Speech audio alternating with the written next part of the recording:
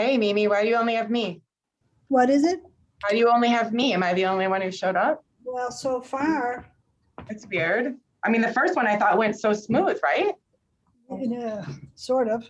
Kind of. I mean, it was good. I thought it was great. It was fine. They were great kids. You have me. Am I the only one who showed up? Yeah. Well, so far. There you go. No, what do I have to do? So I'm going to mute myself for just a minute. I'm gonna mute me too.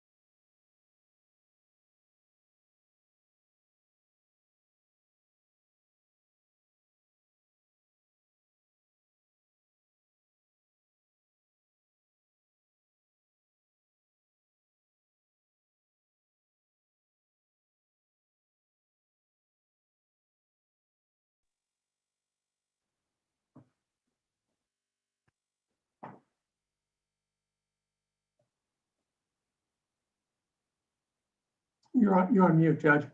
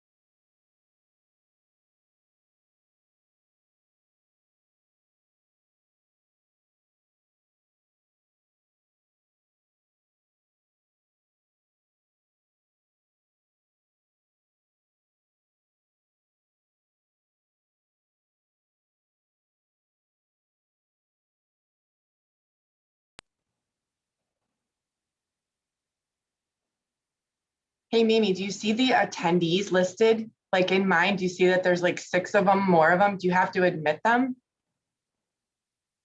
I just saw that like 6 people just popped up on my list. Now I have 10. Do you see that? Okay, I don't know if you saw it.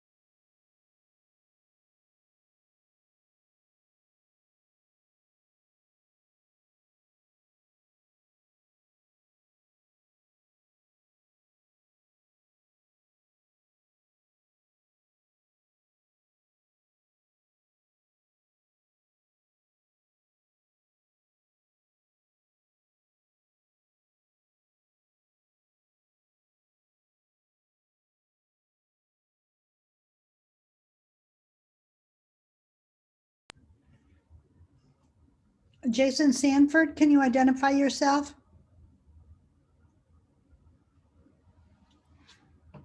Jason?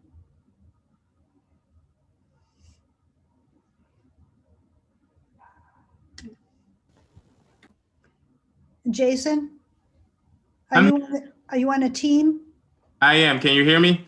I can hear you, but you need to identify you more than just your name. Oh, okay. No problem. I'm a.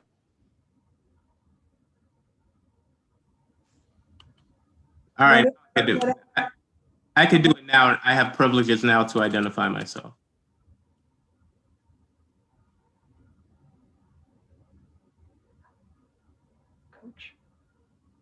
Okay. Okay, thank you. Oh, no problem.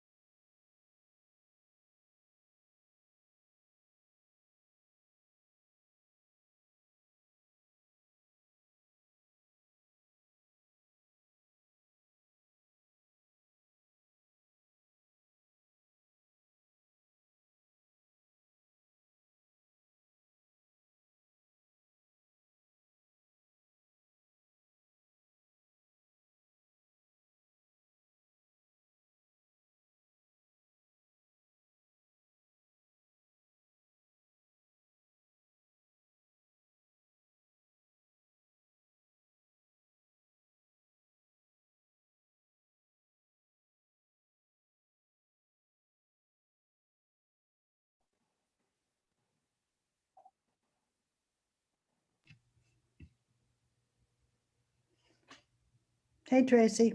Hey, what's going on? Not much. I've been seeing you a bunch on Zoom. Yeah, we're zooming all over.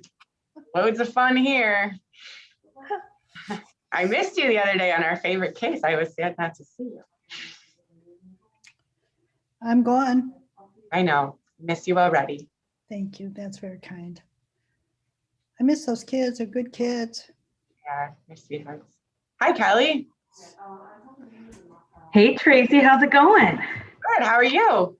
Oh, not bad. Just made my bed and ate a burrito. I kind of like Zoom court. Oh, I want a burrito. There's no burritos Yeah, I here. haven't I haven't eaten a eaten. burrito here. I'm such a loser. I have blueberries. All I could find at this place.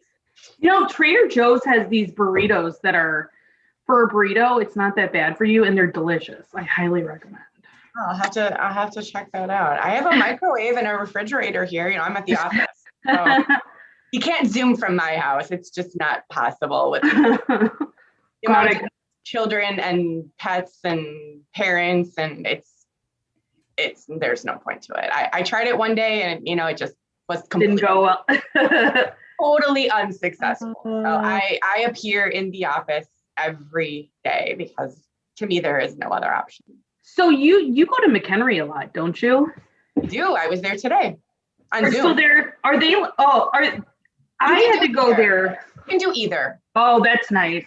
I had a guardianship case and I had to go in person and I was like, whoa, it's been so long. My law partner was there today. He did a trial there today. So yeah, so they're live and they're doing like actual hearings. I heard today, I was in DuPage today too, and they said, see you in April live. And I was like, no. Good luck. It wouldn't be bad if we all went live and then we could all go back to however life used to be. The problem will be is if everybody doesn't go live. How can I Zoom into Cook while I'm live in DuPage? Yeah. For those of us who go a lot of places, which I know is the three of us certainly, but there are people who are like their home base is this place and that's fine. But for those of us who go multiple counties, I go to 5 counties. It's just not, they're nuts. That's not going to work. I don't think so. I mean, I don't think it'll work if we don't all go back at once. I think the judges are getting used to that though. So like, whereas now I can say I have a 10:30 in another room, judge, or I can only stay till 10:30 or something like that. If you have Zoom court and Cook and live and DuPage, it's not going to work. Because it's not going to work. Yeah. I wish everybody would also do what DuPage does. You know how DuPage gives you a slot?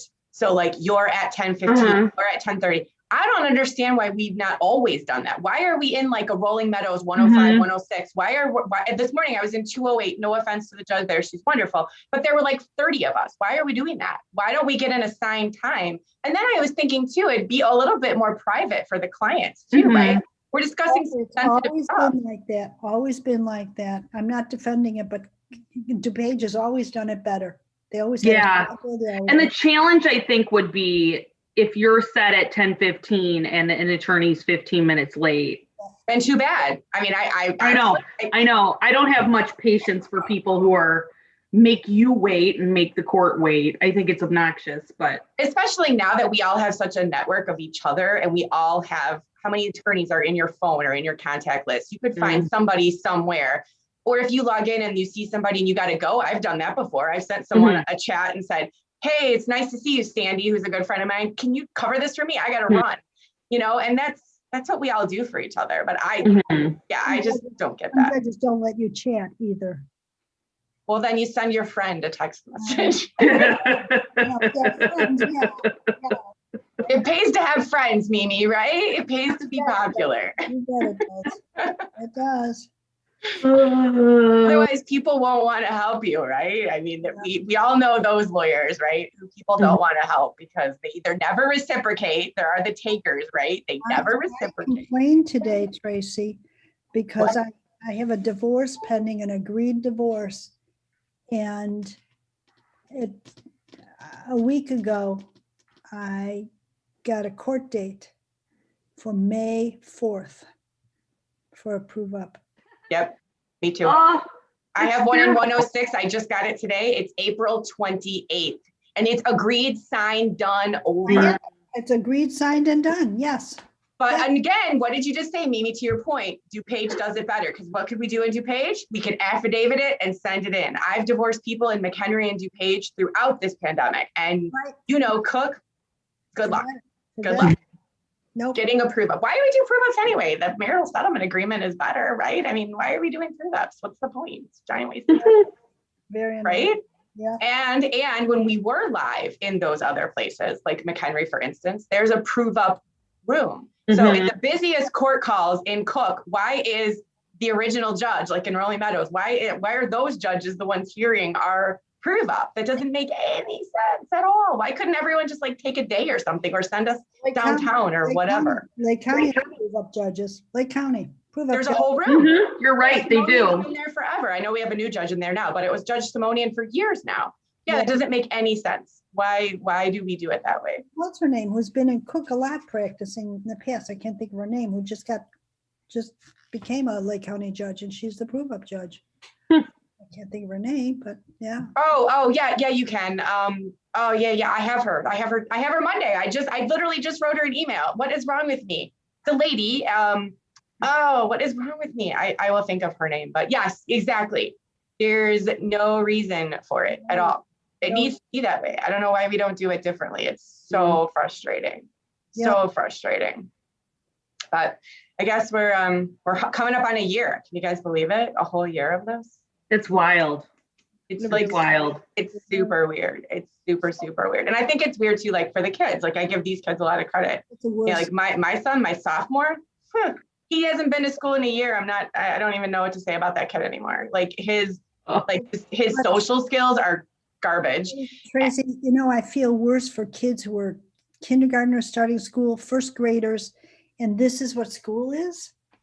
Well, my second graders in person though. We're in person. My second graders. They were not.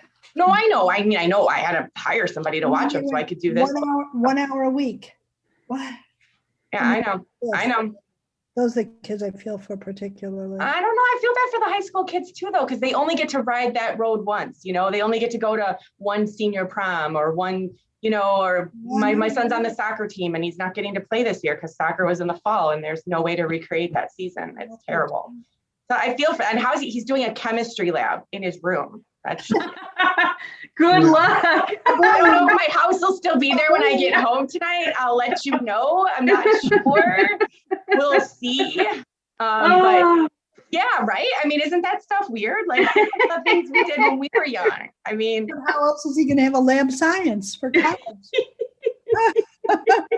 And he's allegedly learning Spanish on Zoom. That's interesting. I give that teacher a lot of credit. Boy, I would want to do that.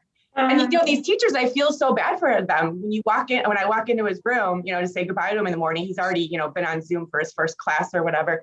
And it's just all black squares. It's like 30 black squares. There's no faces looking back at these teachers. They're like talking to a vacuum. I mean, teenagers are already, sorry guys who are listening, but they're already difficult. And then you put a black screen in front of them. I go in there and I'm like, are you playing Xbox? No. It's 7:30 in the morning? He's like, Mom, I'm up.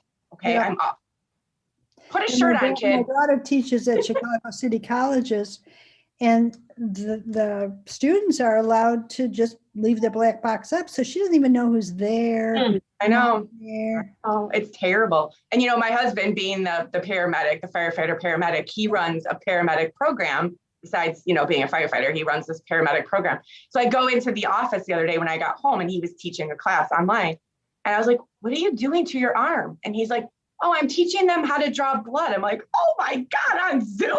These people are learning how to draw blood on people on Zoom? I'm just so grossed out. I was like, you're doing it yourself? What, are you crazy? So next time you need blood drawn, ask them if they learned in person or on Zoom. It's all I could think about was, oh my God, these people are learning how to draw blood. Isn't that horrible? Yeah. It's a weird world. Isn't it though? It's weird. Have you done like any like weird ones? I did like a doctor's appointment on Zoom. Have you guys done any of those? And they're weird too. It's odd and you don't really know. It's awkward because it's just awkward. There's no really like nicer way to put it. And like my kids had to do them on their like their wellness visit. No big deal. But like it's just odd. I don't know how to describe it. Like, it's just odd. Like, I had to weigh Dominic and put him, he's 7, so I had to like put him in the bathroom, take a picture of the scale. I'm just like super like really weird, like really weird stuff. And he was like counting his teeth, how many teeth he's lost. And I don't know. I just thought it was odd. Like, I don't know. It's a weird world. You're right. It's just weird. But I do miss all of you. Like Mimi, I see a lot, but Kelly, I don't see you as much anymore. Tracy, that's because I have left the world of family law. It's been like 2 years. I know, that's what I'm saying. I never see you anymore. And I miss it. Does it diffs and stiffs? If they're not dead, you don't do them. Yeah, if they're not dead, occasionally I'll take them if they're incapacitated, but. But you're much happier, aren't you? You are. Well, I was never a big fan of litigating, and I don't know, I really do like what I do now, but man, I don't know how attorneys who only estate plan and do administration, how they like get to network with people, because if you're in court, I mean, that's how I met all of you guys and through the NWSBA, and it's definitely missing a component of that. So I'm glad I met people the first 7 years or whatever I practiced, because I don't know how else, like the people at my firm, some of them are kind of involved in the bar association, but no, I'm in DuPage. So I'm at Huck-Boma. Do you know who Pat Hurley is? I do. Sure. Yeah. He's our only family law guy, but yeah, I've been at Huck-Boma for coming up on 2 years. In Wheaton, right? You're in Wheaton? Uh-huh. Mm-hmm. Yeah, that's my parents live there. Okay. I know it well. I know Huck-Boma well too. That's great. I'm happy for you. But I do miss you. I miss doing family law with you. You and I had a super fun, crazy case together. Do you remember that wild case we had? So yeah, I mean, it's different. But maybe you could start like like we have, Mimi and I belong to this like domestic relations Facebook group, and honestly, it's super helpful. People post a lot of like great questions and things. I am in it. It is. I think I joined it after I was like left family law, but it's so like for you guys to figure out how to do all the Zoom stuff. You guys have so many judges in so many different counties. And all those amended orders, those are so difficult to navigate. Like never, you can't even follow the bouncing ball on them. So the difficulty we have, Kelly, is we're in Cook primarily, and every judge has a different protocol. That's painful. And some judges are more difficult than others, right? So painful. Yeah. It's too bad that they can't have a little more uniformity.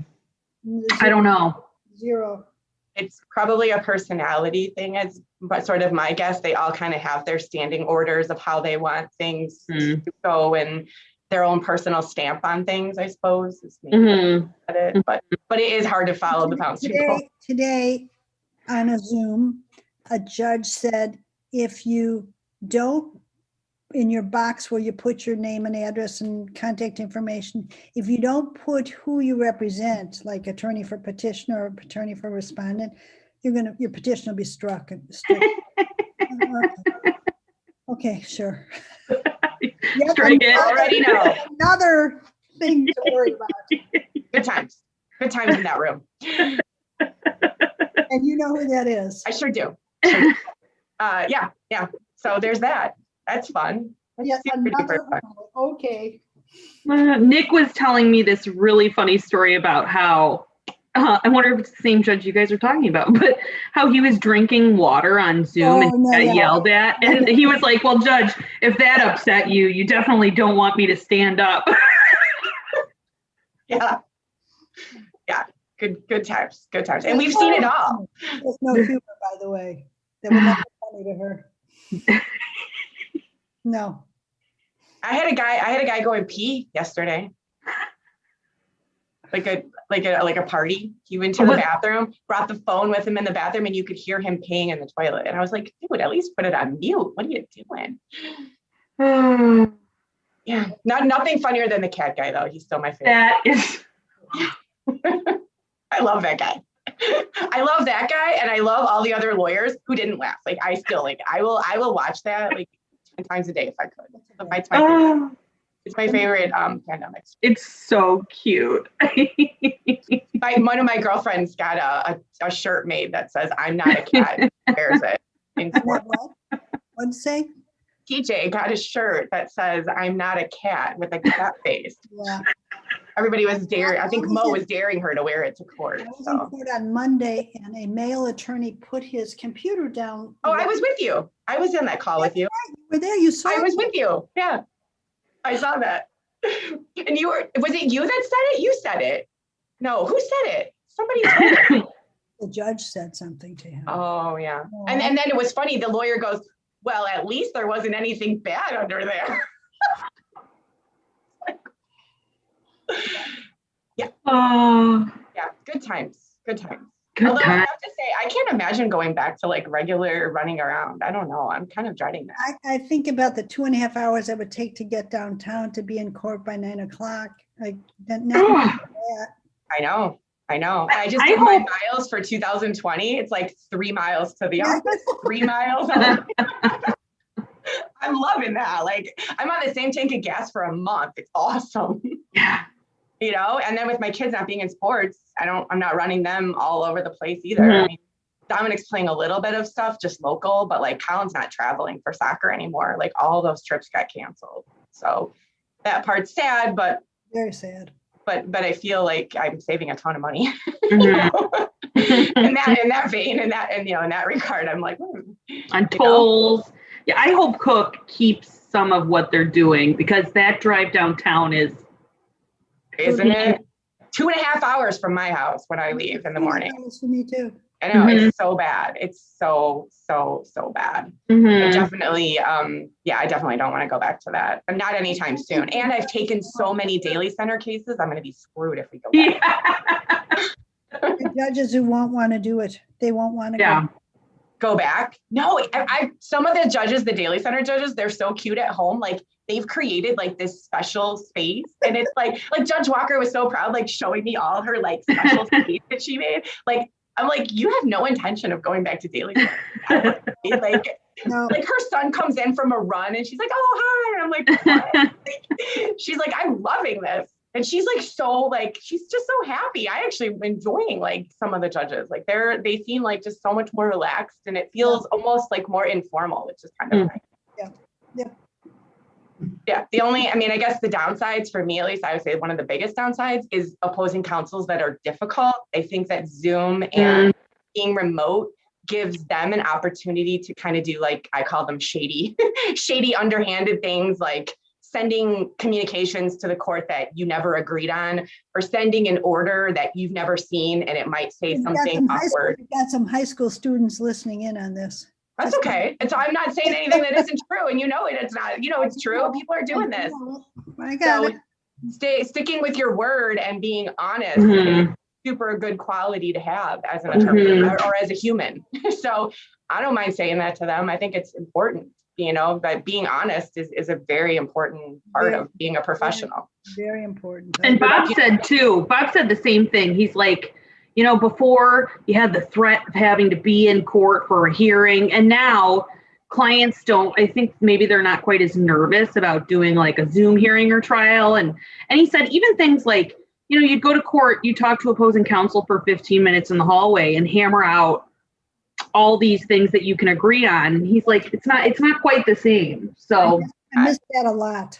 I really Yeah. do. Especially attorneys that maybe aren't in your inner circle, so to speak, that you talk to all the that you time. don't, You don't know them as well. So it becomes sort of, I say sort of difficult. I think that another thing that's really hard on Zoom is OPs. I did an OP the other day and I just, with orders of protection, I find them really hard for people to testify. So like this one I did the other day, the other witness was in the room, right? And I was so upset with the judge because like the person that was testifying then turned and that Was other that in witness was Meadows? there. And I was like, Meadows? no, it was in Lake County. And I was just so mad. Like, Yeah, no, that's bad.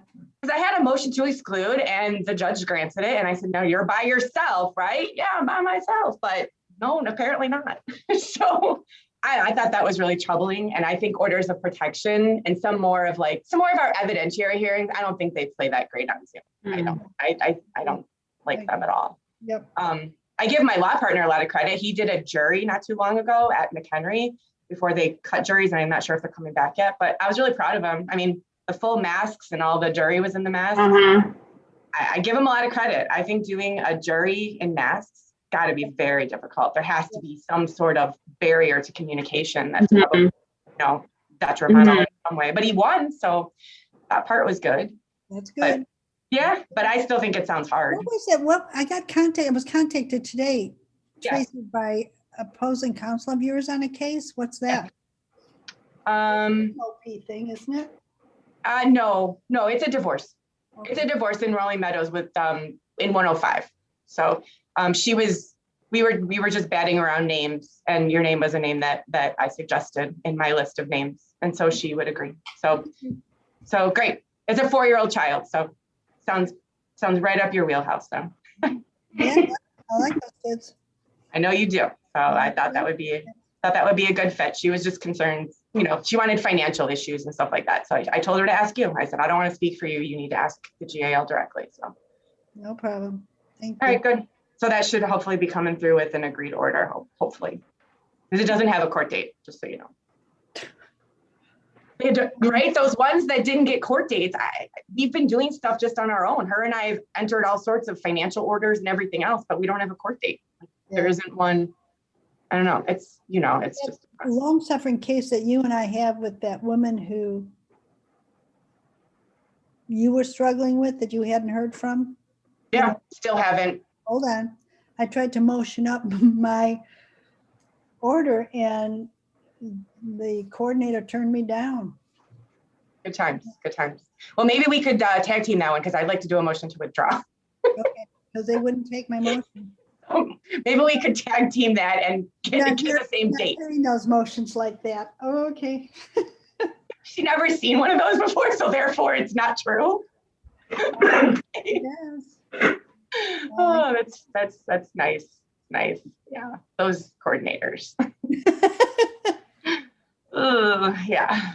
And that's not a bad call to get on either. Whereas like some are, I did one today and I got a, what date? July? Terrible. Do we have almost everybody? No, we don't. Oh, But I think they're almost done in the. Patty other- just sent us a message. She says opposing team is on cross of second defense fitness. Oh, they must have had a lot of technical problems. Well, that's rough. Do you have court in the morning? Me? You? Yeah, you, Mimi. Yeah, of course I do. Yeah, I knew you did. I do too. Where am I? Um, I'm looking. I have Lake County and Daly Center. That's fun. Hmm. And I have a PTA meeting. How I get myself into these things, I have no idea. The head of the nominating committee to come up with names. Yeah. See, Kelly, that's what you need to do to network. Just join everything. That's what I do.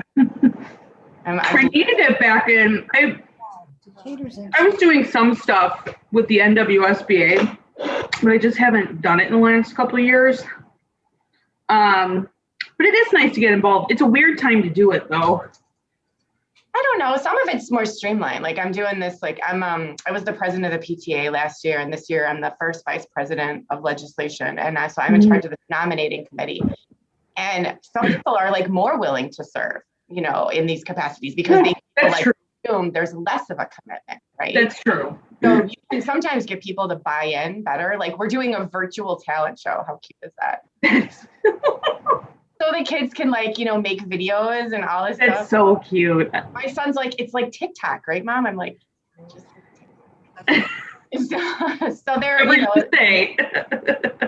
so, at least they get to do something. And we did, because they didn't get to have a Valentine's party. We did, it was really cute. We did a virtual bingo. Oh, there definitely are ways. You have to be creative, but there are ways to get some stuff done, Yeah, but other stuff I feel bad for. I'm like, we didn't have a fun fair this year, and the kids, like little kids, live for that stuff. Mm-hmm. They didn't get to do that. So, so that stuff is, I don't know, that stuff's kind of challenging. By the way, did you hear that? Bob Bosco. Do you know Chris Maurer? He was in our Anderson and Associates DuPage office. And Sarah Nolan, they all left Anderson and Associates and they started their own firm, which is wild. I know. I couldn't believe that. And my cousin works at Anderson. Did you know that? No, I didn't. Kyle? No, my cousin's a girl. Her name's Anna. Oh. Is she a paralegal there? You know her? Mm-mm. Yeah. She's Been gone a while, so. going to law school in the fall at Georgia. No kidding. Yeah, she's moving to Georgia. She's failing anyway, so I don't really blame her. I'm a little jealous personally. Yeah, it's got to be a hard time to work there. One of the attorneys there, Kyle, is very nice. I've never worked with him, but I've had interactions with him. There, Kelly, I don't even know who's there anymore. Yeah, you're like my favorite one there. So John, Denise is like semi-retired. do that. Kyle's there. He's very nice. And then there's a woman who's nice, Connie. I think her name's Connie. Yeah, good for Bob and Chris and Sarah. You know, Where is their office? Bob's new office? they are with Don they're sharing space with Don Oh, Cosley oh, right no. now. But then they're building out in Schaumburg, so they'll be Yeah, there. because Cosley's been in that Rolling Meadows office forever. So he used to share space with a good friend of mine's dad who passed away. Mm. So then he's, I know Don's been looking to, Mhm. oh, right? They're leaving, right? Mhm. Okay. In a month or so, I think. Good for them. That's Mhm. fun. Mm-hmm. That's fun. Lots of changes. Mimi and I are never leaving, right, Mimi? We're staying put where we're at. Yeah. Really? Mhm. I don't know. I told my people who own my building, I'm like, have you seen the Chicago real estate market? It's tanked as far as office space. I know housing market's up, but real estate for offices is way down. I'm like, I'm expecting a credit on my rent. just because the market for real estate, they say it's like. Where's your office, Tracy? So I am in, it's Palatine address, but I call it really Rolling Meadows. It's right next to Plum Grove Junior High on Plum Grove Road and Rowling Road. Who Okay. else? Somebody else has an office there. Who Does Stavry? No. Stavry does. Uh-huh. Yeah, Okay. Stavry does. Okay. And Mike Apicella is in my building. He's on the Oh. first, on the second. Got it. Okay. Yeah, I know exactly where you're at. Yeah, so we're the only two law firms here. Stavry and, Apicella, they share space. And then my office is upstairs, which is my law partner and I. It's just Mhm. I've Mhm. been in this building for like 7 years, maybe. Huh. Yeah, I think I've been here 7. Yeah. Before that, I was at that 800 Northwest Highway building. Is Like that the one that the NWSBA was in? Yes. Yeah. Yes. Mhm. We pretty much all left there though. So like Mhm. Richardson was with me and Sandy, Jim G. Karras, Sam Amaranti, we all left. Like it was, that building was just no good anymore. Did the NWSBA leave or are they still there? Yeah. They have a place on Arlington Heights Road. Mhm. Oh. Yeah, we're still there. This is Christine. Hi. Hi, Christine. How are you? Jane, how are you? Good. Oh yeah, we're still there. At the one on Arlington Heights Road, we were talking about when it used to be on Northwest Highway. Oh no, 2340 South Arlington Heights Road. I think maybe I've been in the new office, but Algonquin and the Arlington Heights Road. Like, next to the hotel. Mhm. Yes, we're on the southwest corner behind the Shell station and yeah, right by the was it a DoubleTree? I think it is. Mhm. I see it every day. I don't pay attention, but yeah, it's a DoubleTree, I believe. We've been there since I think the whole relocation started under Ron Whitmire's presidency and finished up under Nicole. Nicole's. Yeah, thank you. I was going to say Christine. I knew that wasn't right. Yeah, Nicole's. Time goes fast, doesn't it? Yes. What was that? I said time goes fast, doesn't it? Like sometimes it feels like it's going so fast. Mimi, I'm which coming up other on team 19 I'm years. sorry to interrupt. Mimi, which team are you waiting for? Oh, I got to pull up my scoring card. I only have 13 people here, and Scoring. so I don't know who's here. Because you have Adelaide Stevenson, you have Stevenson and Niles West. Niles West is here. We're waiting for Stevenson. They're still. Got it. Okay, thank you. That Oh, was no all. problem. Yeah, thank you. Let me see. Patty just sent another update. She said opposing team is finishing prosecution rebuttal. So Yeah. And on the chat, that was the last thing Patty just sent maybe a couple minutes ago. So that's like one of the last things for them to do. When I've done this in the past, they don't always do all those steps. So I always have to ask, are you supposed to be doing that? Well, yeah, and sometimes they agree, that they're not going to do stuff. They can make their own. Like they told us in the last one, they had stipulations and stuff of what they were going to agree to. Yep. If they pre-stipulate to those exhibits, I always like that too, because then that you can look at all of it. Well, we don't see anything this time, which is interesting. Yeah, I know. I was kind of sad about that. I like reading these problems. They're always I do too. more interesting sometimes than the stuff we see, but oh well. But hopefully they get here soon. It's getting late. They should be. Yeah, that courtroom got started very late. Prosecution rebuttal, so how bad can that be, right? Yeah, our last one, we had like 0 problems. We got I was gonna say that was smooth sailing. We had one girl who froze for a minute and Mimi said, "Are you back?" And she was like, "I'm back." And then we were good. Yep. Yeah. I guess we'll I had to force unmute her so that she got back. well, at least you know how to do it, right? Your dumb luck. Hey, you're like a Zoom expert. You do this every day now. It's like, God. Yeah, but not this. No, not this. not this. Yeah, because it's more like the webinar part of it. And you're the judge. So to make all the heavy fun rulings. I don't know, Mimi, you'd look good in a robe. Just saying. Brain has, No way, you're too good. Don't leave us. that's kind. Thank you. So hopefully they get here soon. I have to go home and play Tooth Fairy, people. I had a webinar Oh, fun. 6:30 thinking, well, I'll be a little bit late, but I'll be able to do it. And I signed up and I paid for it already. So, Oh no. not Well, happy. I'm supposed to go home and help Colin with algebra, so I'm happy to miss that. And then Dominic lost another tooth today at school, so Oh he's my like, God, again. Wow. yeah, he's lost like 3. How much are teeth worth these days? Well, according to him, the more important teeth, so like the front teeth, the big front teeth, they're like, he wants at least 10. He'd prefer 20, but he'll settle for 10. The less important teeth, he would like 5. But if the Tooth Fairy doesn't have that in her wallet, then he'll happily take something on the Minecraft game. There you go. If the Tooth Fairy knows his login password to Minecraft, he would gladly take things on the Minecraft game. And then he's like, "Mom, I know you're the Tooth Fairy, so just do it." Our daughter lost a tooth one time when we were on vacation in Mexico. And I panicked because You didn't what do you have have? to. So I just grabbed a handful of pesos, That's great. threw them under her pillow, and it was like, oh, she was thrilled. That's hilarious. Didn't know the equivalent. So I'm like, wow, look at all that change you got. I remember with Colin, I forgot to take the tooth.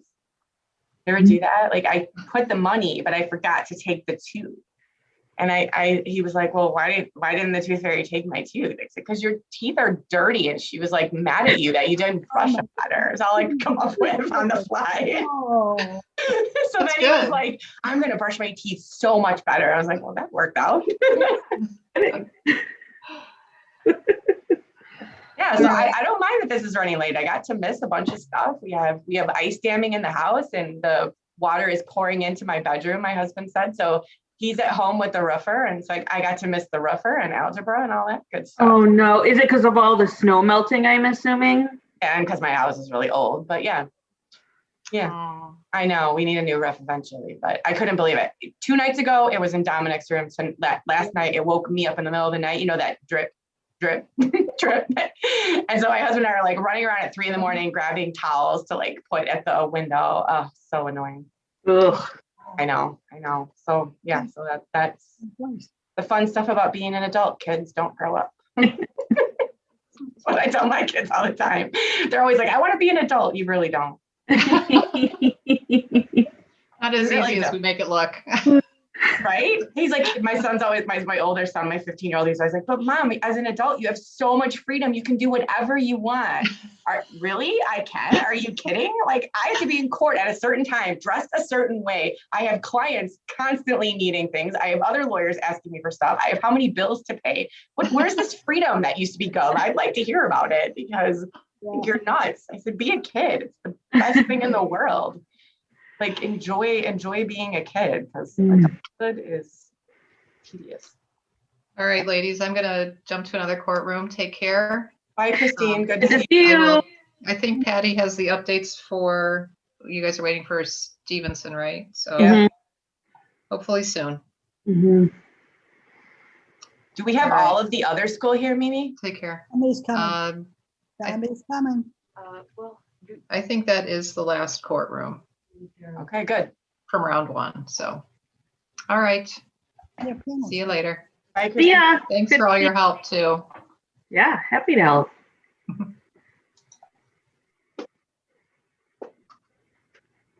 For those of you who are trying to come in as attendees, we need to know if you're rightfully here.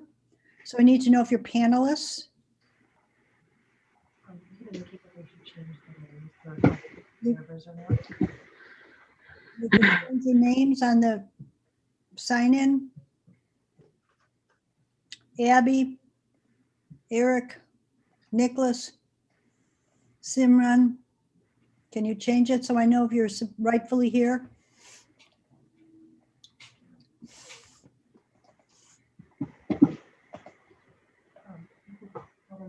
Specifically mark if they're observers. I think we can change our names once we are admitted as panelists. Okay, I just need to know if you're rightfully here. So I'm going to ask you to answer the question, okay? Yep. I can unmute them. Okay. Abby talking? Yes, Abby? And who are you with? I'm with the Stevenson Green Team. Okay. It's not as slick as a process as I'd like it to be. Aditi? Aditi, are you there? Aditi? Yes, I'm here. Okay, who are you with? I'm with the Stevenson mock trial team. Great, perfect. Welcome.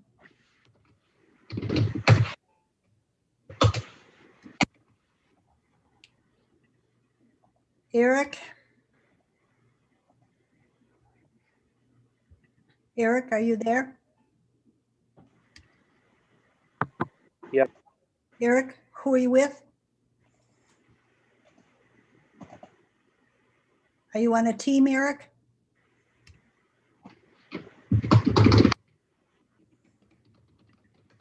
I think Mr. Wright is one of our coaches, but I think he will just be observing. I'm the coach at Stevenson. Okay, great. That's what I needed to know. Thank you.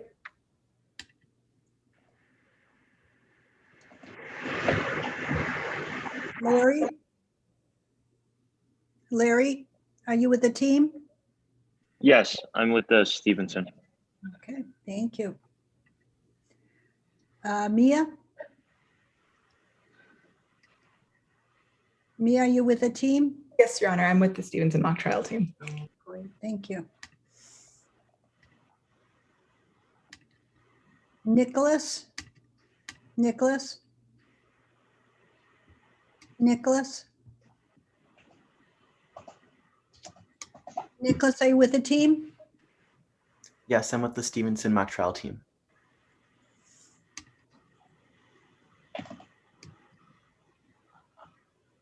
Simran? Simran? I'm with the Stevenson mock trial. Great, thank you.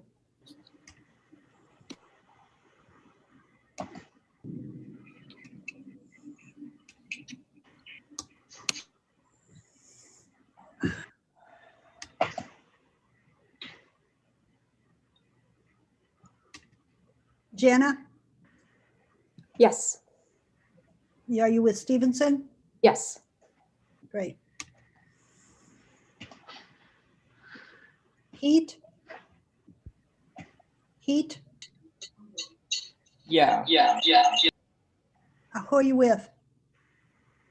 I'm in 2 devices. I'm with Stevenson. And it's got some interference, I think. He is timekeeping, so he will be on here through 2 devices. Oh, that's why. Is there any way he could limit it? Because when you do 2 devices, it causes a lot of feedback. Yes, ma'am. I have disconnected audio from one of my devices. That'll work. Thank you. Tim? Yes, ma'am. I'm the coach, so I don't need to be a part of this, but I'm just here to observe. Okay. Raj? Yes, hi. I'm with the Stevenson mock trial team. Great, perfect.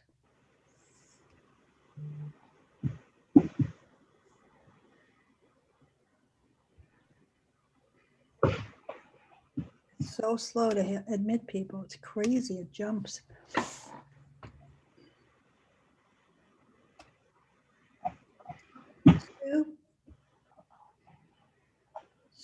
Sue Moran? Sue Moran? Sue? Hi. Hi. Jack Moran.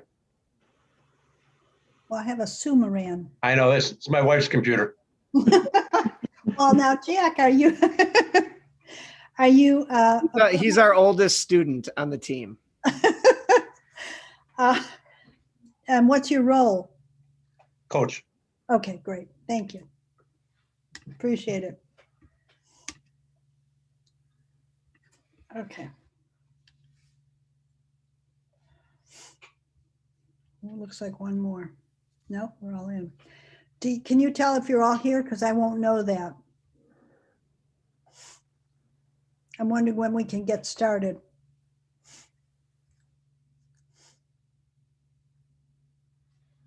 Coaches, can anybody respond to that? Now's West is all here and ready to go. Your team is ready to go?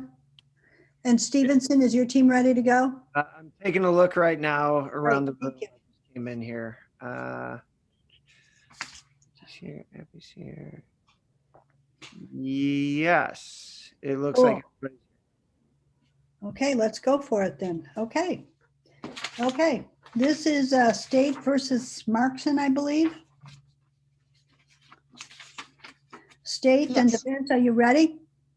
Yes, Your Honor. Okay. Who is talking? Abby Kogan? Okay, Abby, you with the state? Yes. Okay, Abby, go for it. Good evening, Your Honor. My name is Abby Kogan, and I will be presenting the opening statement. May I introduce my team? Please. We are the Stevenson Green Team representing the prosecution in this matter. Again, my name is Abby Kogan, and I'm going to be giving the opening statement.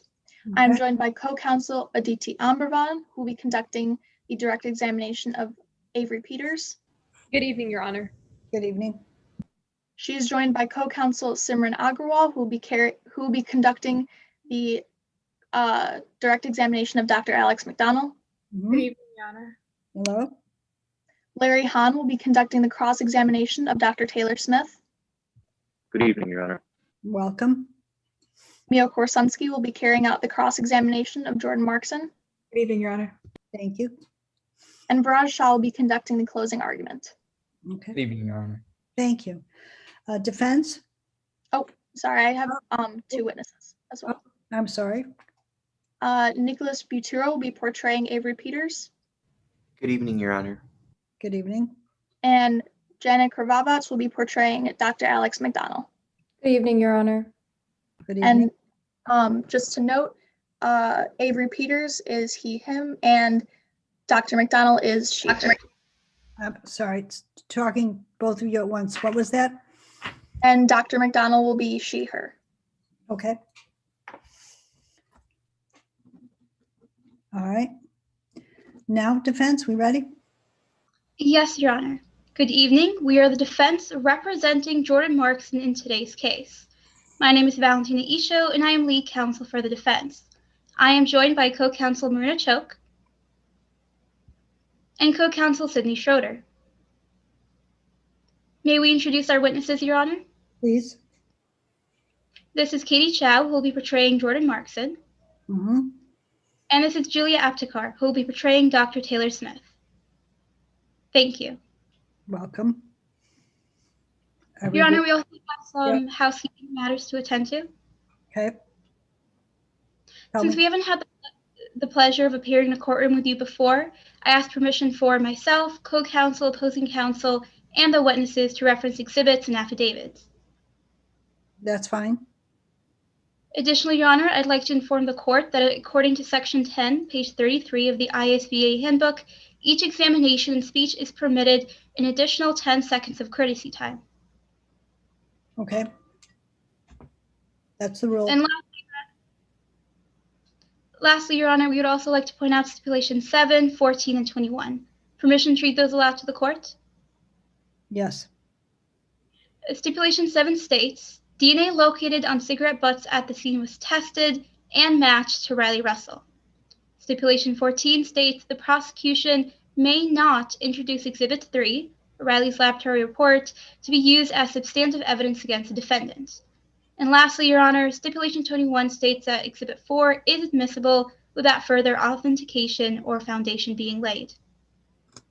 Okay, so stipulated. Thank you, Your Honor. At this time, the defense is ready to proceed with opening statements. Defense is ready. We're going to hear from the petitioner, the plaintiff first. Your Honor, would you prefer that our stipulations are read into the record before or after our opening statement? That's your preference. You may choose.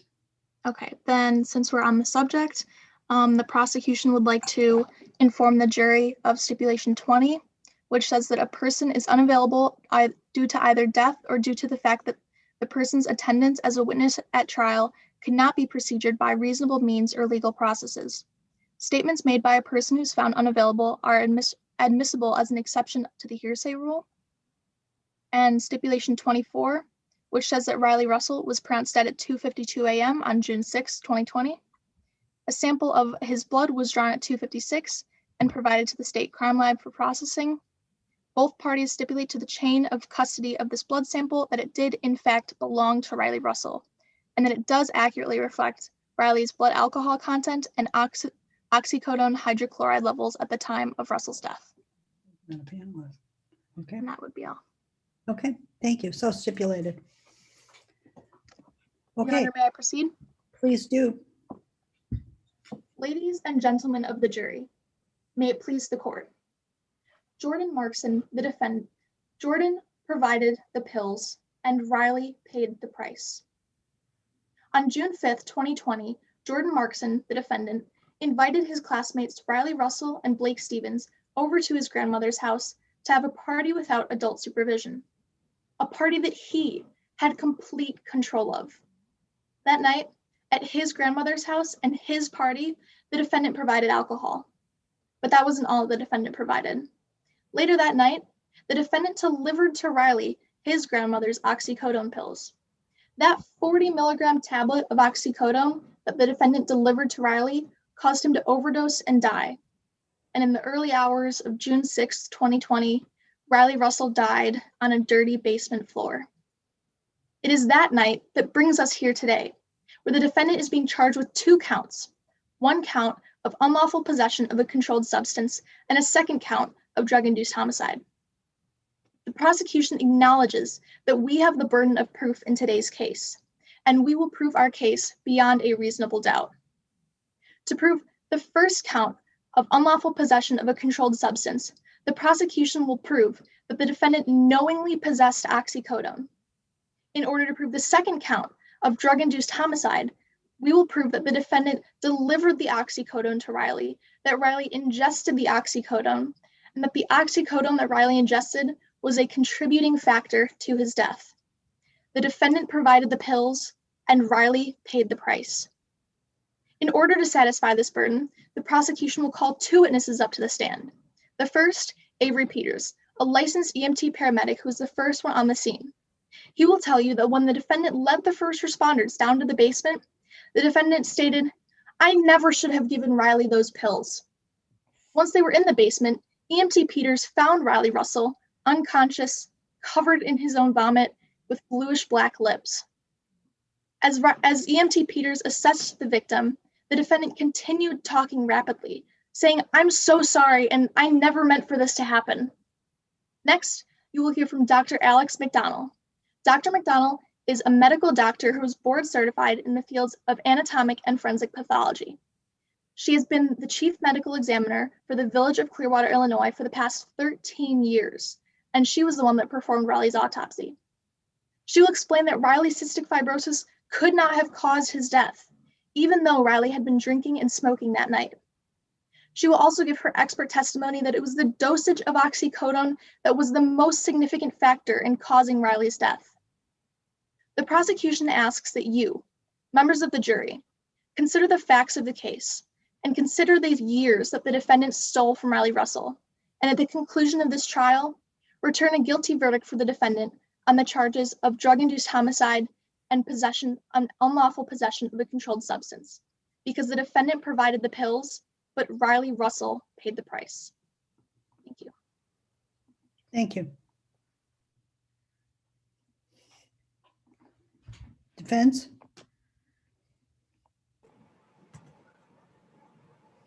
May I proceed, Your Honor? Please do. May it please the court, opposing counsel, members of the jury. Careless choices. When the prosecution spoke to you a moment ago, they didn't even mention cystic fibrosis a single time.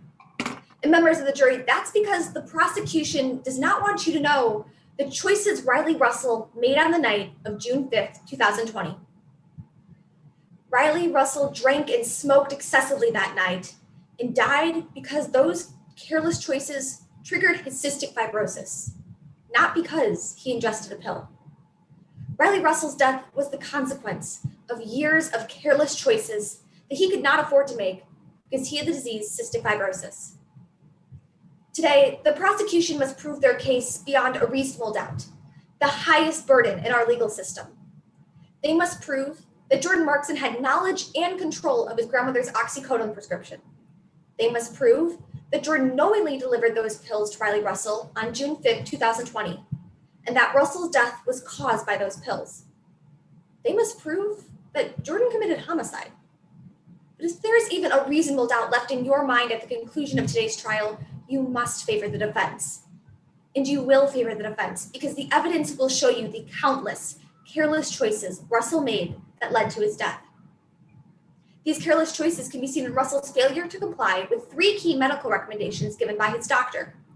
Russell's doctor told him he must 1, use a prescription inhaler as needed, 2, stop smoking and avoid exposure to secondhand smoke, and 3, stop drinking alcohol. Our first witness, Jordan Markson, will testify that on the night of the incident, Riley Russell was smoking and drinking. Jordan didn't observe Russell using an inhaler that night, or in fact, any time during their senior year of high school. Our next witness, Dr. Taylor Smith, a medical professional with an expertise in cystic fibrosis, will testify that Russell consistently did not use his inhaler, drank alcohol, and smoked cigarettes. She was able to conclude to a reasonable degree of medical certainty that Riley Russell's careless choices caused his death on June 6, 2020. Now, the prosecution is claiming that Jordan gave Russell pills and that these pills caused Russell's death. But the evidence will show you that this was simply not the case. Jordan will tell you herself that she didn't know where her grandmother's medication was, let alone what it was. At the conclusion of today's trial, my co-counsel, Valentina Isho, will come before you and ask that you find the defendant not guilty. Because members of the jury, while we should acknowledge the tragic death of a young man, we cannot ignore the years of careless choices that caused Riley Russell's death. Thank you. Thank you. State. Your Honor, at this time, the prosecution calls Avery Peters to the stand.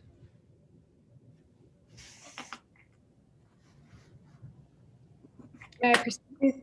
Please raise your right hand. Do you swear to tell the truth, the whole truth, and nothing but? Yes, Your Honor. Thank you. You may proceed.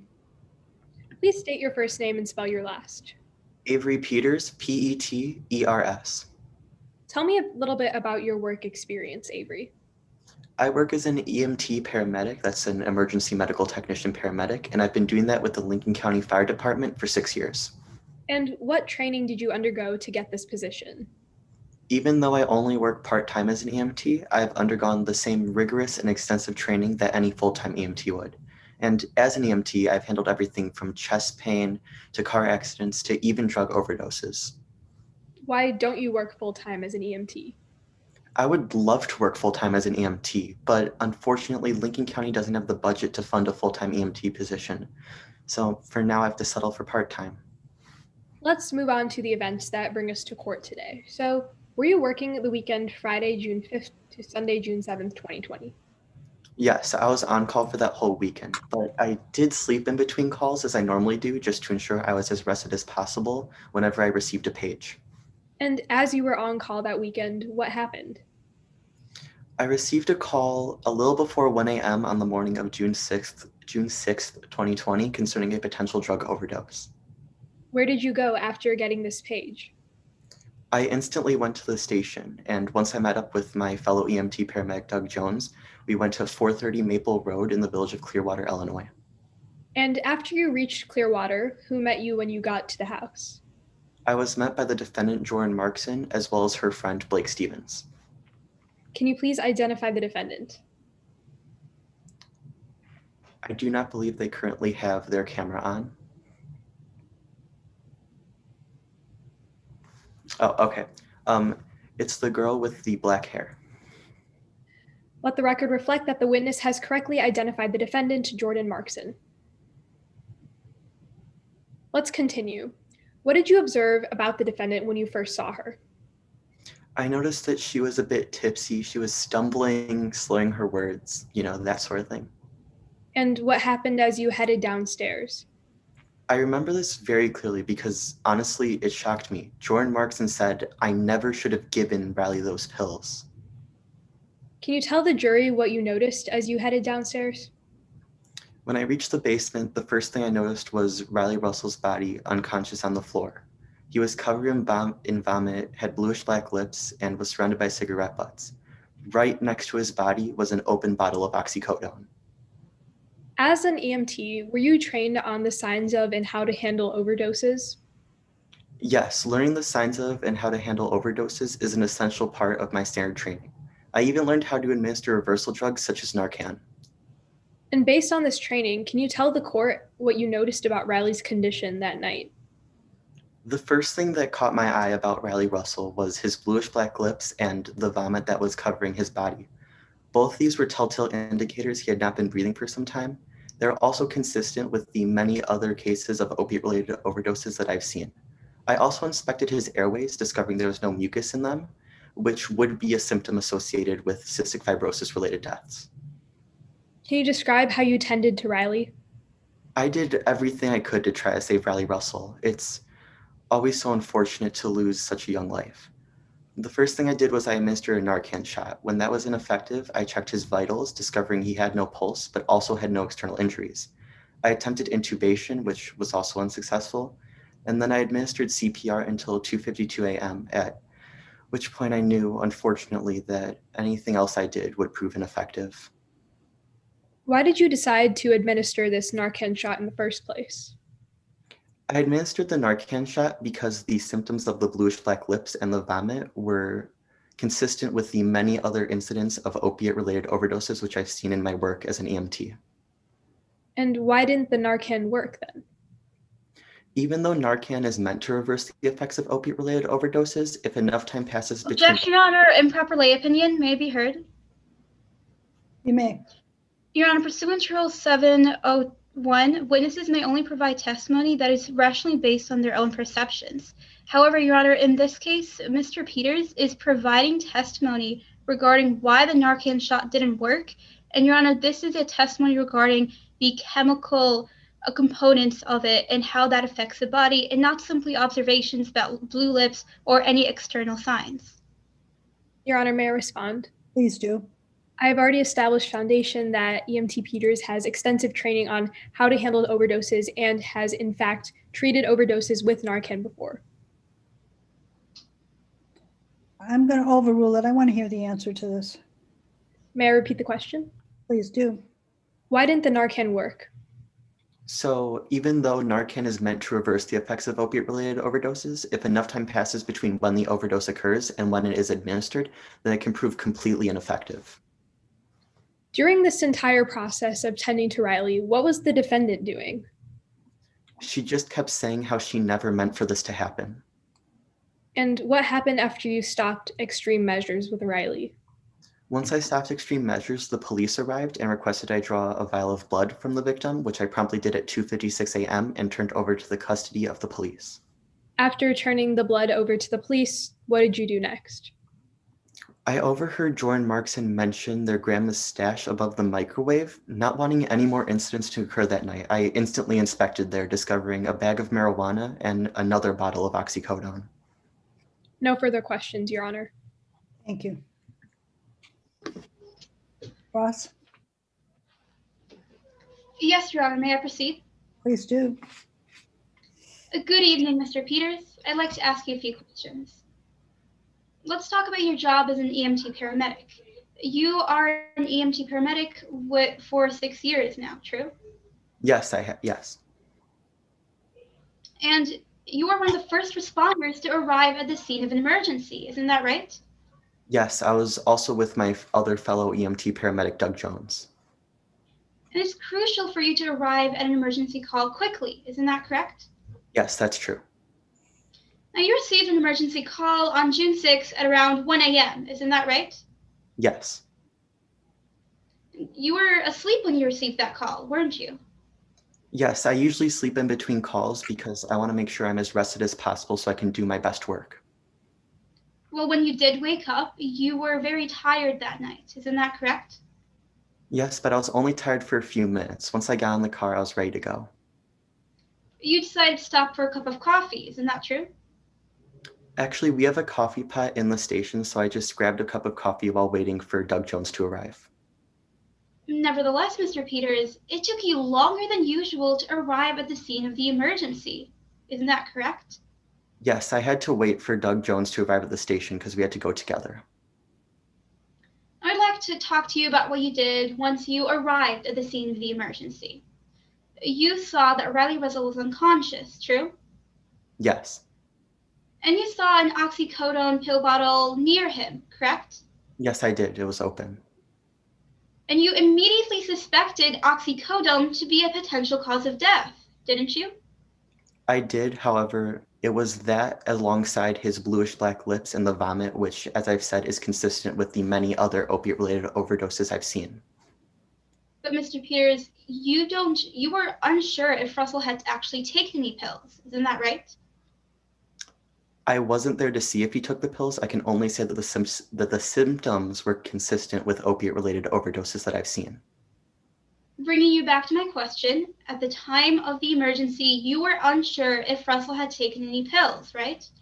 I did not directly see him take pills, no. And Jordan also stated that she was unsure if Russell had taken pills, didn't she? That's what Jordan said. Objection here. I'm sorry, say it. Objection to the question about Jordan's statement. It's hearsay. May I respond, Your Honor? Please do. This statement is not hearsay, Your Honor, because under Rule 801, it is not being used for the truth of the matter asserted. May I make an offer of proof? Yes. If permitted to continue with my line of questioning, I will elicit testimony about how, despite hearing this statement, in which no one was sure if Russell had taken any pills, Mr. Peters decided to administer a Narcan shot. And Your Honor, this directly attacks his credibility. I'm going to sustain the objection. Mr. Peters, you decided to administer a Narcan shot, didn't you? Yes, I did. The Narcan shot is supposed to save patients suffering from an oxycodone overdose. Isn't that right? Yes, but only provided that we get to them within the time span that I mentioned. So, Mr. Peters, you weren't able to reach Riley Russell in time to save him, were you? No, I was not. I'd like to talk to you about what you did and didn't see at the emergency location. You never saw what caused Russell to become unconscious, did you? No, I wasn't present for that. You also never saw Jordan with any pills, correct? I was more focused on Riley Russell. I was trying to do everything I could to save him. Directing you back to my question, you never saw Jordan with any pills, true? I didn't, but I wasn't paying attention to him. You also never saw Jordan give Russell any pills, did you? Once again, I didn't. Riley Russell was already passed out by the time I arrived. But you did see Riley Russell surrounded by cigarette butts, isn't that correct? Yes, however, I also saw the bluish-black lips and the vomit, which are consistent with oxycodone overdoses. Mr. Peters, I'm not asking you about oxycodone, I'm asking you about your observations. Directing you back to my question, you saw cigarette butts around Riley Russell, right? Yes, I did. So naturally, you considered smoking to be a potential cause of death, didn't you? I considered it, however, like I said, the symptoms were more consistent with oxycodone-related overdoses. Mr. Peters, is it your sworn testimony in court today that you considered smoking cigarettes to be a cause of death? Yes, I did consider it. Well, you wrote an affidavit in today's case, true? Yes, I did. And you promised to be truthful, accurate, and complete in this affidavit, didn't you? Yes. Could you please pull out your affidavit at this time? Give me 1 second, please. Sure, let me know when you have it out, please. I have it out. Your Honor, will the record reflect that Mr. Peters is now referencing his affidavit? Correct. Mr. Peters, directing your attention to the last page, that is your signature at the bottom, correct? Yes, it is. And you signed this under the pains and penalties of perjury, didn't you? Yes. Now, nowhere in this affidavit do you mention that you even considered smoking to be a potential cause of death. Yes or no? I did not. I felt it more relevant to mention what I found to be the most likely thing that contributed to the death. Thank you, Your Honor. I have no further questions. Thank you. Any redirect? Yes, Your Honor. Okay. May I proceed? Please do. Why did it take you longer than usual to arrive at the scene? I had to wait for Doug Jones to arrive at the station. I couldn't go without him. We had to go together. And besides the cigarette butts, was anything else next to Riley's body when you entered the basement? Yes, there was vomit as well as the open bottle of oxycodone right next to him. No further questions, Your Honor. Thank you. Any recross? Nothing based on that, Your Honor. Okay, thank you. Do you have any other witnesses? Your Honor, at this time, the state calls Dr. McDonald to the stand. Okay. Raise your right hand. You swear to tell the truth, the whole truth, and nothing but? Yes. Thank you. May I proceed, Your Honor? Please do. Good evening, Dr. McDonald. Will you please state your name, spelling your last for the court? Alex McDonnell, McDonnell. What is your occupation? I'm a medical professional and a doctor of forensic pathology. Let's talk about your educational background. Where did you earn your medical degree? I graduated from the Southern Illinois University School of Medicine back in 1993 and got my degree there. What did you do after you graduated? I did an internship on internal medicine, but I soon realized that I was more interested in studying autopsies, so I changed my focus and I completed my residency in forensic pathology. Are you board certified? Yes, I have a certification from the American Board of Pathology in anatomic and forensic pathology. And could you tell us what exactly it means to be board certified? To be board certified is an extra step that doctors can take to prove their mastery in their chosen field, and very few get certified. What did you do after your residency? I worked for the World Health Organization in Nigeria for 2 years, where I helped identify communicable diseases contracted from the recently deceased. What did you do after working for the World Health Organization? I returned to Southern Illinois University, where I taught courses in disease containment while pursuing a master's degree in epidemiology. I also wrote a master's thesis on the containment of abuse prescription narcotic painkillers by researching what communities were doing to educate about drug abuse and providing a drug-free community for teens. Thank you. I'd like to move on to what position do you currently hold? Currently, I am the Chief Medical Examiner for the Village of Clearwater, Lincoln County, Illinois, which I have held for the past 13 years. Can you tell us what you do as a Chief Medical Examiner? I perform autopsies and provide my expert opinion on the cause of death. Have you ever performed an autopsy of those who have died from a drug overdose? Yes, I've performed several autopsies on teenagers who have died from a drug overdose, and some of those were even due to oxycodone. Have you ever studied a patient with cystic fibrosis? Yes, in fact, I performed autopsies on patients that were suffering from cystic fibrosis. Your Honor, at this time, the state moves to tender Dr. Alex McDonald as an expert in the field of forensic pathology. Any objection? No objections, Your Honor. Okay, thank you.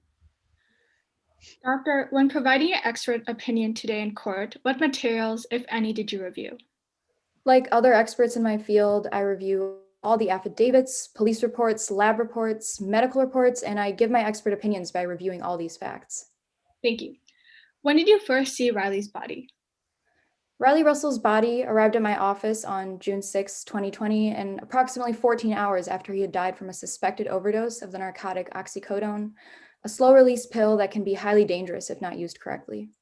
What did you observe during the autopsy? When I conducted Riley Russell's autopsy, there was no sign of death caused by cystic fibrosis. Usually during the autopsy, I find thick mucus that often disrupts the airways of a person with cystic fibrosis, but I found no such obstruction to the airways of Riley Russell's body. Doctor, what is your opinion to a reasonable degree of medical certainty to whether cystic fibrosis was a cause in Riley's death? To a reasonable degree of medical certainty, I found no indication, even with the presence of alcohol and cigarettes, that Riley Russell would have died due to cystic fibrosis. Moving on, what else did you learn about Riley the night he died? I could tell that Riley had been drinking alcohol on the night that he had died. What exactly was his blood alcohol content? He had a blood alcohol content of 0.16, which although can be high, it is not dangerous for someone with such a high... Objection, Your Honor. This is a violation of stipulation 14. May it be heard? Please. Your Honor, Dr. McDonald is referencing Riley's blood alcohol level, which comes from Exhibit 3. And pursuant to stipulation 14, the prosecution may not use Exhibit 3 as substantive evidence against the defendant. In this case, Dr. McDonald testifying about the BAC and its amount and going to whether or not this would have been enough to kill is substantive evidence, and it is prohibited by stipulation 14 and the Supreme Court case of Bullcoming v. New Mexico. Your Honor, may I respond? Please do. According to stipulation 24, Riley Russell had a blood alcohol content, which was accurately reflected in the materials that Dr. McDonald reviewed. May I respond, Your Honor? Once more, yep. The materials that Dr. McDonald reviewed was Exhibit 3, which is what she's referencing in this case. And stipulation 14 says that is not allowed. Your Honor, I'm going to sustain the objection. Motion to strike the witness's testimony, Your Honor. Yes, granted. Okay, I will continue that. Doctor, did you review Exhibit 6 prior to coming to court today? Yes, I used Exhibit 6 in the purpose of establishing the times and of the events that had occurred that night. When was the first text message sent? I believe the first text message was sent around 11:44 p.m. from Riley Russell. And what time did Riley's first medical complications occur? Riley's first medical complications were around 12:45 a.m. Can you tell the court what the significance behind these timings are? It appears that Riley took the pill approximately 1 hour prior to the severe respiratory distress that caused his death. This quick death is also consistent with death by overdose from oxycodone. Now you mentioned respiratory distress. What does that have to do with Riley's death? Oxycodone causes death by respiratory distress. The patient goes into a coma, has a brain injury, and due to the lack of oxygen during that coma, they die. Was this similar to Riley's death? Yes, the lack of oxygen was caused by oxycodone and ultimately resulted in a coma, which Riley suffered from and died as a result from. This is also consistent with death by opioids. What do opioids do to the body? They slow the heart and the heart starts filling with fluid, and Riley's heart was very full with fluid.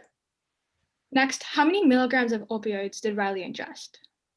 Riley took around 40 milligrams, and that amount alone is enough to cause death for someone who has no tolerance. Objection, Your Honor. Once again, this is a violation of stipulation 14.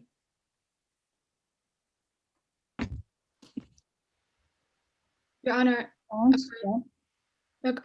according to stipulation 20 and 24, any evidence that was stated by the person who is unavailable to come into court may be used into court today. And according to stipulation 24, the oxycodone levels were reflected in the autopsy that Dr. Alex McDonald conducted. May I respond, Your Honor? Yes. This information is coming once again from Exhibit 3, and it is helping Dr. McDonald come to her conclusion in today's case. That is substantive evidence and it is prohibited, Your Honor. Furthermore, the stipulation that opposing counsel is referencing, 20, only applies to statements made by a witness that is out of court, not numbers referenced in a toxicology report. Your Honor, may I respond? Please do. Because Dr. Alex McDonald actually conducted this autopsy, she is not using the toxicology report to come to her opinion. This is a fact that she knows, as she is the one who conducted this autopsy. May I respond, Your Honor? She is not using. I'm going to overrule the objection. Okay, thank you. Can I please repeat the question? Okay, thank you. How many milligrams of opioids did Riley ingest that night? Riley took around 40 milligrams, and that amount alone is enough to cause death for someone who has no tolerance to the drug. Is a 40 milligram prescription normally safe for an adult? It's only safe for a grown adult who has a history of taking the medication. How does the amount of oxycodone found in Riley Russell's blood compare to the other autopsies you have performed on teenagers who have overdosed from oxycodone? From the several autopsies I've performed with the teenagers that have overdosed from oxycodone, they either had the same or even less of the amount of this drug in their system. Doctor, what is your opinion to a reasonable degree of medical certainty as to whether the combination of alcohol and oxycodone was a significant factor in Riley Russell's death? From my reasonable degree of medical certainty, the combination of the drugs were extremely fatal, but it was the oxycodone ultimately alone that caused him to die. If he had solely been drinking, this wouldn't have caused him to die. And the drug oxycodone is just too powerful and dangerous. Your Honor, at this time, I ask if my co-counsel could screen share exhibit number 5. Yes, that's fine. Your Honor, screen sharing has been disabled. May I pause the time? Yeah, sure. I don't know if I can override that.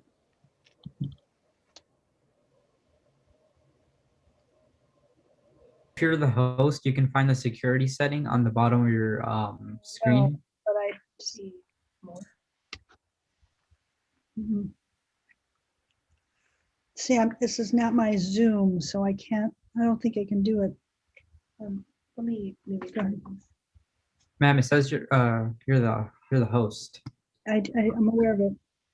Thank you. Share screen, share. Okay. All right. Try it. It works now, Your Honor. Okay, good.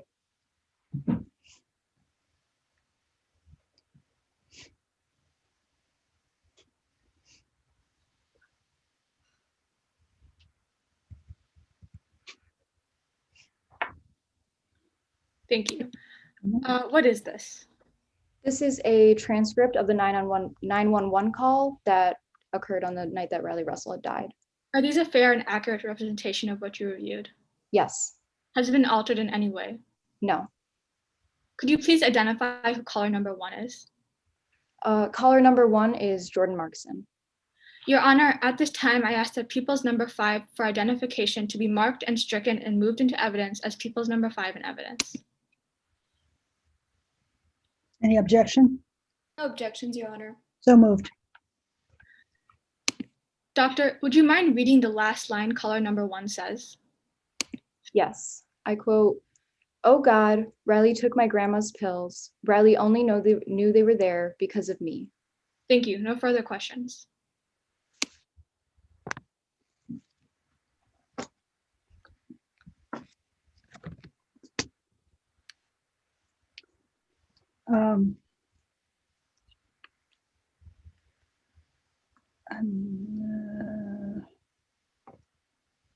Is there any cross to that, Yes, Your Honor. May I proceed?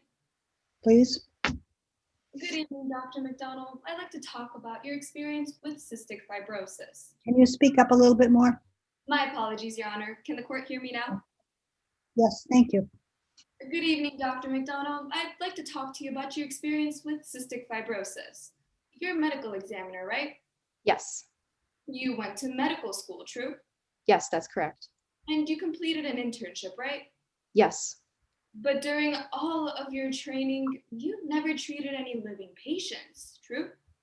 Objection, Your Honor. May I respond, Your Honor? That's an objection basis. Dr. Alex McDonald has already been tendered as an expert in the field of forensic pathology, which means she conducts autopsies on patients who are dead and not living. May I respond, Your Honor? Please. Pursuant to Rule 411B, this is going directly towards the witness's credibility, which is always allowed on cross-examination. Your Honor, she is still an expert in the field of forensic pathology, which has nothing to do with her credibility, as she testified as to what she can in her field. Response to that? Yes, Your Honor. Dr. McDonald is an expert in the field of forensic pathology. If permitted with this line of questioning, I will ask the witness that she doesn't have expertise with cystic fibrosis, which is what this is going towards, Your Honor. As such, it is permitted. I'm going to overrule that. I want to hear the answer. So, Dr. McDonald, you never treated any living patients, right? Yes, that's correct. As just stated, my field is in reviewing autopsies. And you never treat any living patients with cystic fibrosis, true? Yes, that's correct. Treating living patients with cystic fibrosis does not fall under my expertise, although treating patients that have suffered and passed away from and with cystic fibrosis is part of my expertise. So I have reviewed some patients that have had cystic fibrosis. But you only conducted a few autopsies on people with this type of disease, right? Well, as a doctor, I see numerous autopsies, so even a few autopsies with cystic fibrosis gives me sufficient experience. Nonetheless, it was a few, correct? Well, a few to me would be considered upwards of 20, considering I have seen numerous autopsies. Now, Dr. McDonald, let's talk about a few things that led you to your conclusion about oxycodone being the cause of death. You concluded that oxycodone overdose caused Russell's death, right? Yes, that's correct. First, you relied on the timing of the text messages sent from Russell's phone, true? Yes, that is correct. But you don't know exactly when Russell took the oxycodone, do you? Well, while I don't know that exactly, I can still infer from the timings, and given my expert opinions, that was what I did use. So the answer to my question is a yes. You don't know exactly when Russell took the oxycodone. No, you're correct. There's no clear proof that I could see. There's no video, no picture of him. And second, you relied on the amount of oxycodone in Russell's system, true? Yes. Russell only ingested one pill, correct? Yes, that's correct, but one pill is pretty dangerous. But it is rare for one pill to suddenly cause death, isn't that right? No, that's not correct. I mean, considering the fact that that was a 40 milligram pill, and I have seen so many overdoses on teenagers from that milligram of that pill, and even like lower, it's not unlikely that this pill could kill. Is it your sworn testimony today in court that it is not rare for one pill to suddenly cause death? I have mentioned that it's not rare, but I still stand by my statement that a 40 milligram pill does have the power to kill someone, especially a person that is not a grown adult or someone that does not have a tolerance to alcohol. Dr. McDonald, I'm not asking you about a 40 milligram pill. I'm just asking you, in general, it is rare for one pill to suddenly cause death. Yes or no? Yes, but it's rare, not impossible. Now, you also relied on the respiratory distress that Russell exhibited, true? Yes. You reviewed Russell's medical report from May of 2019, right? Yes, that's correct. Doctor, please take out Exhibit 4, Russell's medical report. 1 second. Of course.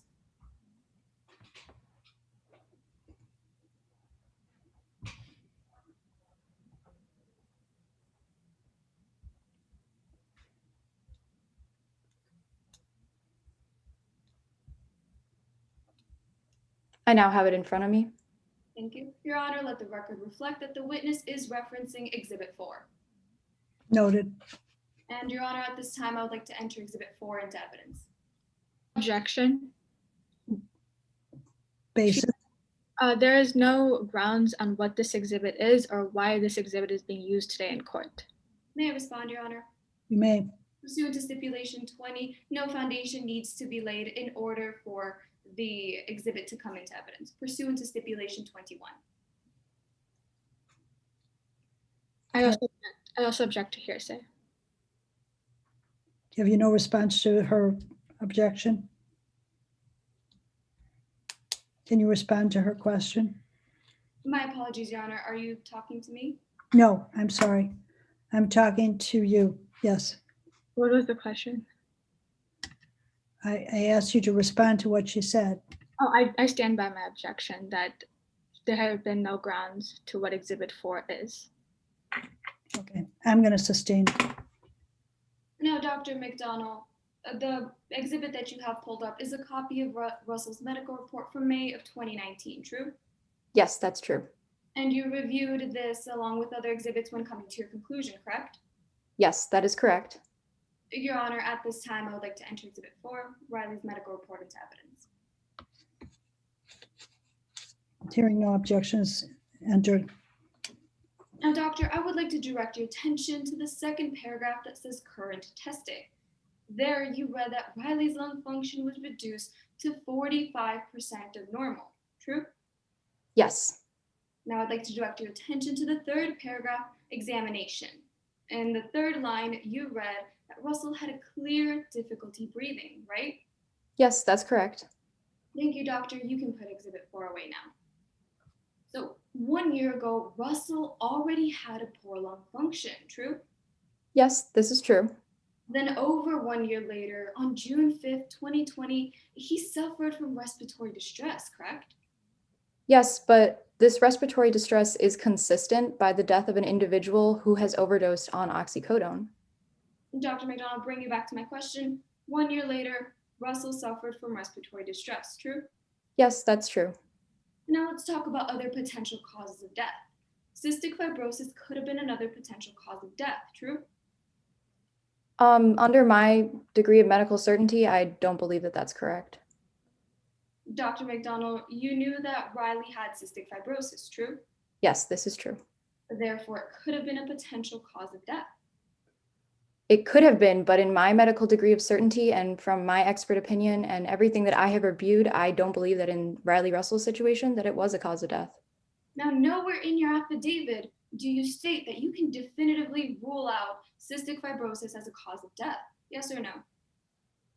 I cannot definitively rule out, but as I have mentioned during my direct line of questioning, there was no clear damage in Riley's esophagus by the mucus. Therefore, this is something that I would regularly see in a patient that had died due to cystic fibrosis. And because there was no presence of this damage, I cannot say that there was a clear indication. So nonetheless, you couldn't rule out cystic fibrosis as a cause of death, yes or no? Yes, I could rule it out as a cause of death. Asked and answered. May I respond, Your Honor?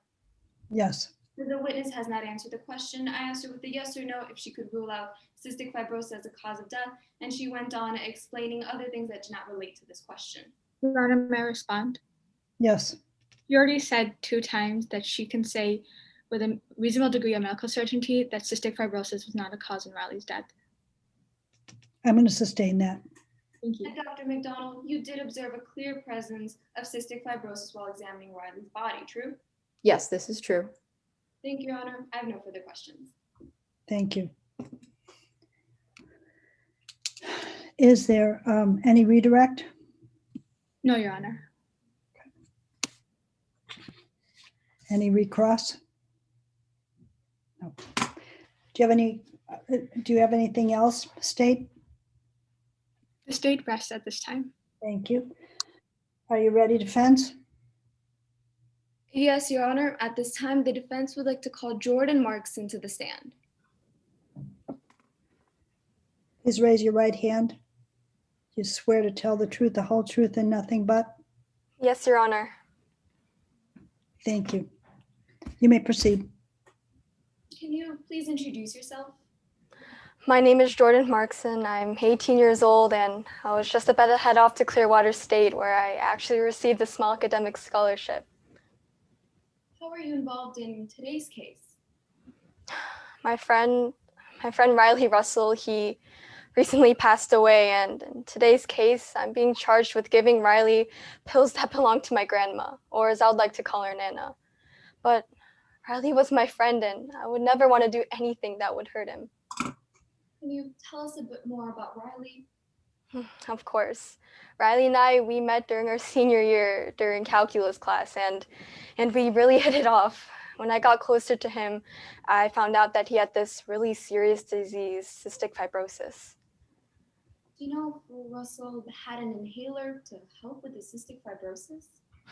I don't know much about cystic fibrosis, but I've never seen Riley use an inhaler. Even after I hosted that get-together on June 5th, 2020, I never seen Riley use one. Now, let's talk a bit more about that get-together. Why did you decide to host a get-together? I hosted it because our senior year was almost over. You know how it is. Once you graduate, you just go your separate ways. I just want this to be a fun get-together for me and my friends Blake and Riley, so I ended up hosting it in my Nana's basement. Why did you host it in your grandma's basement? Well, the basement's actually my room in my Nana's house. And my Nana told me that she has this priceless china set upstairs that was given to her by like a Queen Elizabeth or something. Objection, Your Honor. Relevance. May I respond, Your Honor? Hey. This goes directly to where Jordan Markson was on the night of the incident. Her testifying that her grandmother had a china set means that it explains why she didn't go upstairs that night, and goes directly to the counts in today's case of whether or not she did. I'm going to sustain that. Yes, Your Honor. Now, Jordan, what happened while you spent the night in the basement? We ended up making some careless choices. We drank and we smoked that night. Would you recognize some pictures of the alcohol you and your friends drank on June 5th, 2020? Yes, I would. Jordan, can you please take out exhibits 13 and 16? Yes, give me a second. I have them right here. Your Honor, let the record reflect that the witness is referencing exhibits 13 and 16. Noted. Jordan, can you please tell us what these exhibits are? Of course. Exhibit 13 is a picture of gin that we drank that night, and exhibit 16 is a picture of my Nana's basement floor. It's covered in empty beer cans. Are these fair and accurate depictions? Yes, they are, but there used to be cigarette butts on the floor in exhibit 16, but there aren't anymore because the police took them away. Are there any alterations? No, there aren't. Your Honor, at this time, I'd like to enter exhibits 13 and 16 into evidence. Any objection? Yes, Your Honor. I object to hearsay on exhibit 13. The label and the writing on the bottle is hearsay. I'm sorry? Yes, Your Honor. Exhibit 13, there's writing on the label of the bottle, and that's hearsay, Your Honor. May I respond? Please do. Your Honor, this is in hearsay because it's not being used for the truth of the matter asserted. It's not being used to prove, in fact, what type of beer it was. Jordan is simply explaining that there was beer. I'm going to overrule it. Overruled. Now, Jordan, let's first talk about exhibit 13. Can you describe the bottle of alcohol in this picture? Of course. Exhibit 13 is a picture of the gin we drank that night. It was really strong. What do you mean it was really strong? It had like 40% alcohol in it, and hearsay. They're using this for the truth of the matter asserted. It's right off the label, Your Honor. May I respond? Yes, you may. Your Honor, this goes towards weight, not admissibility. I'm having trouble hearing you. Say it again. My apologies, Your Honor. This goes towards weight, not admissibility. Jordan is simply telling the jury that it was 40% alcohol. This isn't being used for the truth. It's not being used as the truth. I guess I need you to respond to that. Your Honor, they are using the information off the label as the truth of the matter asserted. The label states that it's 40 proof, and they're trying to testify as that to being the truth. It's an out-of-court statement, and it's hearsay, Your Honor. May I respond? Yes, please.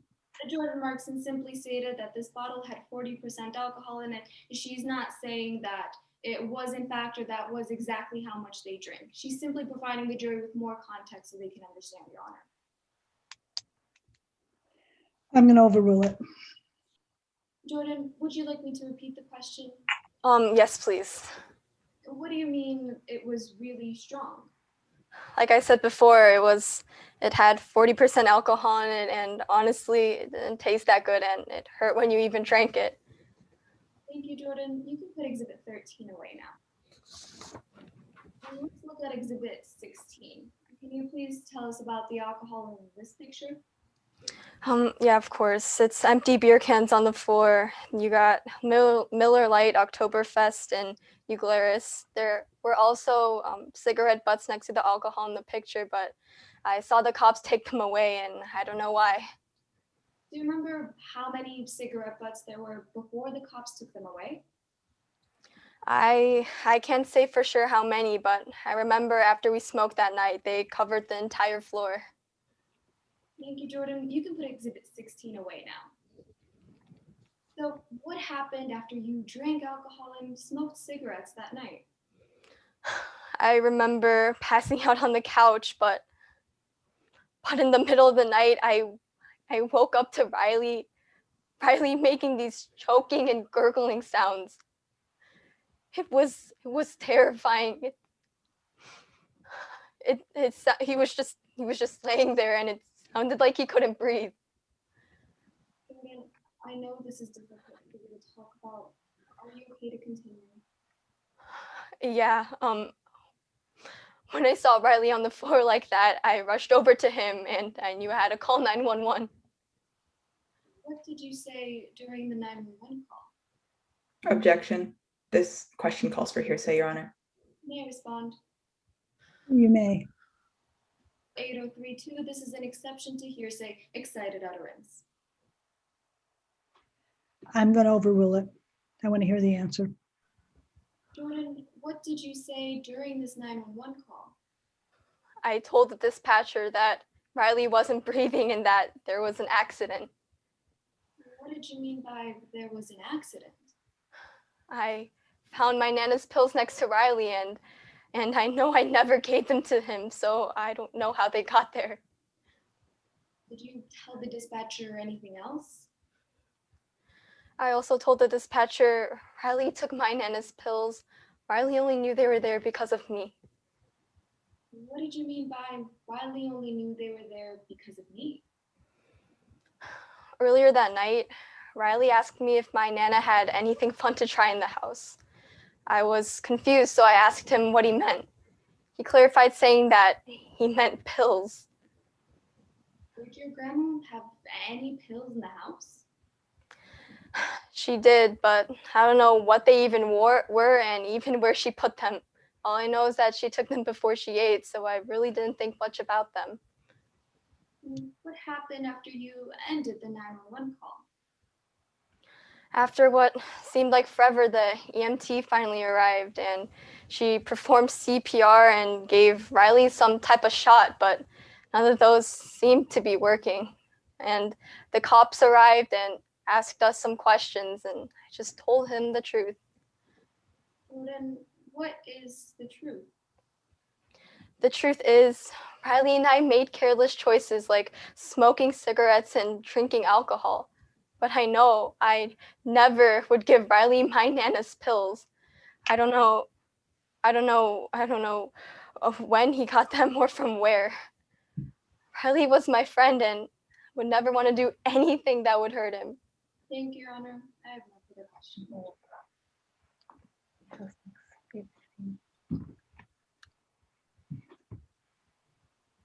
May I proceed with cross-examination, Your Honor? You may.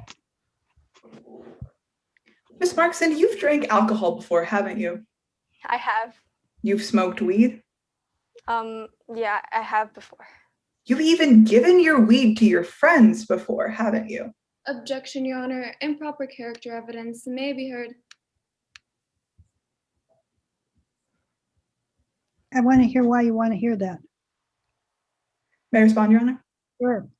This goes to the witness's credibility. If it's a repetitive action they've taken in the past, it makes them more likely to take it again. And that does imply that they are more likely to commit today's charges as well. May I respond, Your Honor? Please do. Pursuant to Rule 404B, opposing counsel is using the fact that Jordan has given weed in the past as improper character evidence. Just because they have given another. I'm going to sustain it. I'll move on. You invited Blake Stevens that night, right? Yes, I did. Blake Stevens has an older brother, doesn't he? He does. Blake Stevens' older brother was old enough to get you alcohol, wasn't he? That's right. In fact, you even went with Blake Stevens to get the alcohol from his house, didn't you?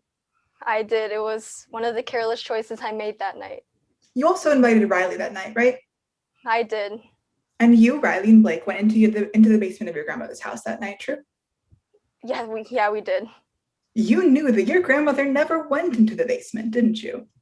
She didn't, because that was my room. That's my room in her house. You were there often, right? Yeah. And you were there often because you had a poor relationship with your parents. Is that true? That's correct. It's been tough. So when you brought Riley and Blake to your grandmother's house, you told your grandmother that you weren't coming alone, right? That's correct. Which wasn't true, was it? It wasn't. So you lied to your grandmother that night, correct? I did. It was another choice I regret making. In fact, Miss Markson, you told the same lies to the police that night, didn't you? I did. And that wasn't true, was it? It wasn't. Let's talk about that night. After you got beer from Blake's brother's house, you drank it all night, right? Can you please repeat that? I'm sorry. You drank alcohol all night that night, right? I wouldn't say all night, but we did have alcohol there. And after you drank, you told Riley that there were prescription pills in your house, true? After he had asked, but I don't even know where they are in my Nana's house. Ms. Markson, you had multiple drinks at this point, right? I've had a few. You were drinking, in your own words, very strong alcohol that night, right? That's correct. Riley and Blake too. You have no recollection of when you fell asleep, do you? I'm not sure at what time, but I did pass out on the couch at some point. Because you were drunk that night, correct? Yeah, we all were. Okay, let's move on to the EMTs. Now, when they came, you were freaking out, weren't you? That's right. That was right after I saw my friend on the floor like that. You were screaming, right? Of course I was. My friend was lying on the floor. You told the EMTs you never meant for this to happen, didn't you? Of course I didn't mean for any of this to happen. I was just holding a senior get-together. Ms. Markson, that's a yes to my question. You told paramedics that night that you never meant for this to happen. Of course I didn't. So that's a yes to my question. That's what you told the paramedics, correct? I did. You also felt guilty, didn't you? Of course I did. Riley was my friend. You still feel like Riley's death was your fault, don't you? I would say I'm guilty of it, but yeah. Ms. Markson, you still feel like Riley's death is your fault, true? I do feel bad. I'm sorry, I need to. Can you please say that again? Ms. Markson, you still feel that Riley's death was your fault, don't you? I do. Riley was my friend, and I never expected anything like this to happen. Thank you, Ms. Markson. You were the one who called the EMTs that night, is that true? I did. And there's a transcript of that call, right? That's right. Would you recognize it if I showed it to you? Yeah, I would. Your Honor, at this time I ask that my co-counsel be allowed to screen share Exhibit 5. Sure.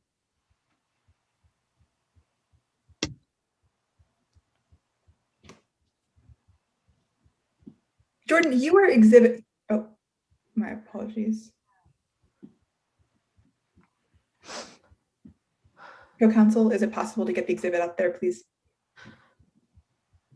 Yes, give me a minute. Thank you.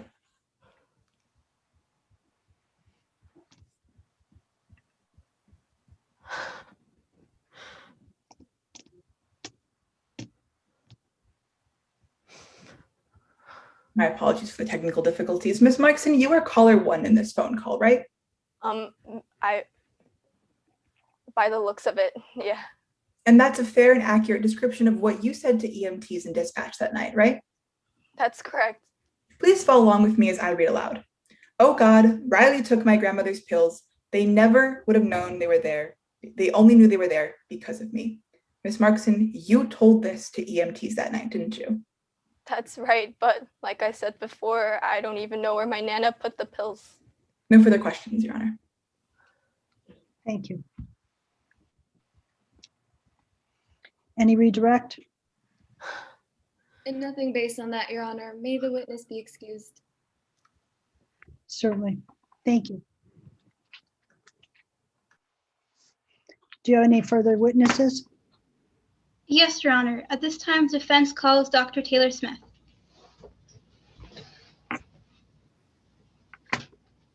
You swear to tell the truth, the whole truth? Yes, I do. Yep. You may begin.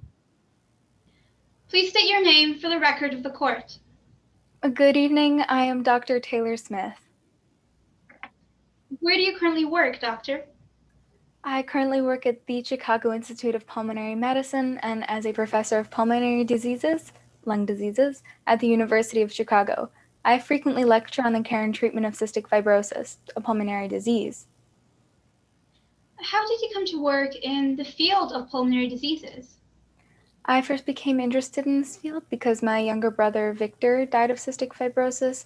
This motivated me to devote my life to the treatment of cystic fibrosis. I went on to attend the University of Chicago, where I got my medical degree. After that, I went to Johns Hopkins University for a postgraduate fellowship in pulmonology. What did you do after completing your education? I began my career as an internal medicine pulmonary care physician in 1987. Since then, I've been board certified in internal medicine and pulmonary disease. I'm also the chairwoman of the Chicago Cystic Fibrosis Society. Your Honor, at this time, I move to establish Dr. Taylor Smith as an expert in internal medicine and pulmonary diseases with a specialization in cystic fibrosis. Any objection? No. I have no objections to that, Your Honor. Thank you. You may continue. Doctor, how are you involved in today's case?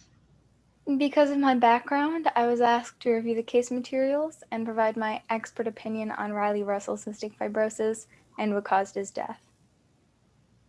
What evidence do you use to come to your conclusion about what caused Riley Russell's death? Well, I reviewed all case materials, specifically Russell's medical report and witness statements. I considered all potential causes, including an oxycodone overdose, cystic fibrosis, and Russell's careless choices when it came to his health. Let's talk about the first potential cause of death, an oxycodone overdose. Doctor, why did you consider oxycodone to be a potential cause of death? The witness statements I reviewed suggested oxycodone to be a potential cause of death, so I looked into it. And according to the evidence I reviewed, Russell's death was just not consistent with death by oxycodone overdose. What do you mean Russell's death was not consistent with a death by oxycodone overdose? Well, upwards of 90% of overdose victims have foaming at the mouth, but Russell did not. The paramedic on scene even administered a Narcan shot, which should have saved Russell if he were suffering from an oxycodone overdose. This means something besides oxycodone must have killed him, so I considered Russell's cystic fibrosis as the next potential cause of death. Let's talk about the second potential cause of death, Riley Russell's cystic fibrosis. Doctor, what is cystic fibrosis? Cystic fibrosis is a potentially fatal disease that targets the lungs. Treating cystic fibrosis is kind of like growing a plant. To grow a plant, you need to follow all the recommendations. You need to give it fertilizer, water, sunlight. Similarly, cystic fibrosis patients need to follow all the recommendations from their doctor. Not doing so can actually worsen their condition. What do you know about Riley Russell's cystic fibrosis condition? Russell was diagnosed with cystic fibrosis when he was only 7 years old. To help me understand what his condition was like before his death, I reviewed Russell's medical care report from 2019. would you recognize Riley Russell's medical care report from 2019, which was Yes. previously provided to you? Yes, I would. Could you please pull out Exhibit 4 at this time? Yes, I have it right here. Your Honor, let the record reflect that the witness is now referencing Exhibit 4, which has previously been admitted into evidence. Noted. Doctor, what did you learn about Riley Russell from his medical care report? Well, like I said earlier, cystic fibrosis targets the lungs, and I learned that Russell had a clear difficulty breathing. If you look at the current testing section of Exhibit 4, it's in the middle of the first page. You can see that his lung function, how well he breathes, has been reduced from 77% to 45% of normal. Because Russell's cystic fibrosis condition was so poor, his doctor believed that he may be hospitalized. Earlier, you mentioned that the third potential cause of death you examined was Riley Russell's careless choices. What careless choices are you talking about? Well, Russell made many careless choices when it comes to his doctor's recommendations. All of these recommendations are at the end of the report on the second page. The two big recommendations that stood out to me were the second to last bullet point that Russell should use an inhaler, and the fourth bullet point to cease smoking or, I apologize, cease smoking or being around anyone who's smoking. Did Riley Russell follow the recommendation to use an inhaler? His doctor recommended an inhaler should be used whenever it's needed. This means Russell should have carried the inhaler with him wherever he went. But the witnesses in this case never saw Russell with an inhaler, including on the night he died. And did Russell follow his doctor's recommendation to stop smoking cigarettes? No. From Russell's medical report and the affidavits of his friends, I learned that he smoked cigarettes all throughout high school.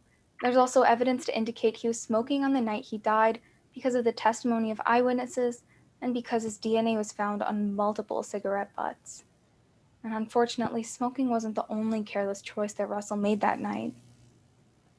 What other careless choice did Riley Russell make the night he died? Well, from examining his bloodstream, reviewing the testimony of eyewitnesses, and examining pictures of dozens of empty beer cans, I learned that Russell made the careless choice to drink alcohol that night. Dr. Smith, what did you conclude about Riley Russell's death on June 6th? I concluded that oxycodone did not cause his death. Instead, his careless choices to ignore his doctor's recommendations worsened his cystic fibrosis. And on June 6th, his choice to smoke cigarettes and drink alcohol directly caused his death. Thank you, Your Honor. I have no further questions. Thank you. Ross? Yes, Your Honor. May I proceed? You may. Good evening, Dr. Smith. Now, for this case, it's your theory that Riley wasn't doing his recommended therapy, correct? Yes, it appears to be that way. And one of the documents that contributed to this theory was the medical records, correct? Yes, that's right. But this report was dated more than a year before Riley's death. Isn't that true? Yes, that's right. It was the most recent report available. Dr. Smith, you used a year-old report to tell you about Riley's behavior at the time of his death? Yes, again, it was all we really had to go on. That same year-old report also mentioned that Riley had bronchiectasis, true? Yes, bronchiostasis. It also said that Riley had decreased lung function, true? That's right. Now, those played a substantial role in your theory about Riley, correct? Yes, that's right. But the fact is, bronchiectasis and decreased lung function are very common in cystic fibrosis patients, aren't they? Yes, they are common, but they also mean that the patient has to take even better care of themselves. Yet you somehow still believe that a couple cigarettes that night somehow killed Riley like that? If I may counsel, it's not just those cigarettes, it's the buildup of smoking over time and not following the recommendations that eventually caused Russell's death. But you weren't Riley's personal doctor, were you? I wasn't. You never examined him, did you? No, I didn't get the chance. That means everything you know about this case is just from documents and witness affidavits? Yes, that's right. Now I'd like to talk about Riley's autopsy. You didn't perform that autopsy, did you? No, that's not my job. Dr. Alex McDonald was the one who actually did, correct? Yes, I believe so. You read the report detailing Dr. McDonald's findings, true? Yes, I did. And that report contributed to your opinion, correct? Yes, but it did not change my opinion. It was concluded that Riley ingested 40 milligrams of oxycodone, true? Yes, that's right. 40 milligrams is a lot for a teenager, isn't it? It is, Objection, Your Honor, violation of stipulation 14 may be heard. What's your objection? Violation of stipulation 14 may be heard, Your Honor. Sure. Earlier in the trial, my co-counsel, Ms. Choke, objected that mentioning the statistics within this exhibit is prohibited because stipulation 14 states that this substantive evidence may not be used against the defendant. And Your Honor, I believe the court ruled that that 40 milligram figure may in fact not be introduced in court today. Your Honor, may I respond? May. Exhibit 3, the exhibit that opposing counsel is referencing, only speaks to the blood level of oxycodone within Riley's systems. I am not questioning about that. I'm questioning about the amount that he ingested. May I respond, Your Honor? You may.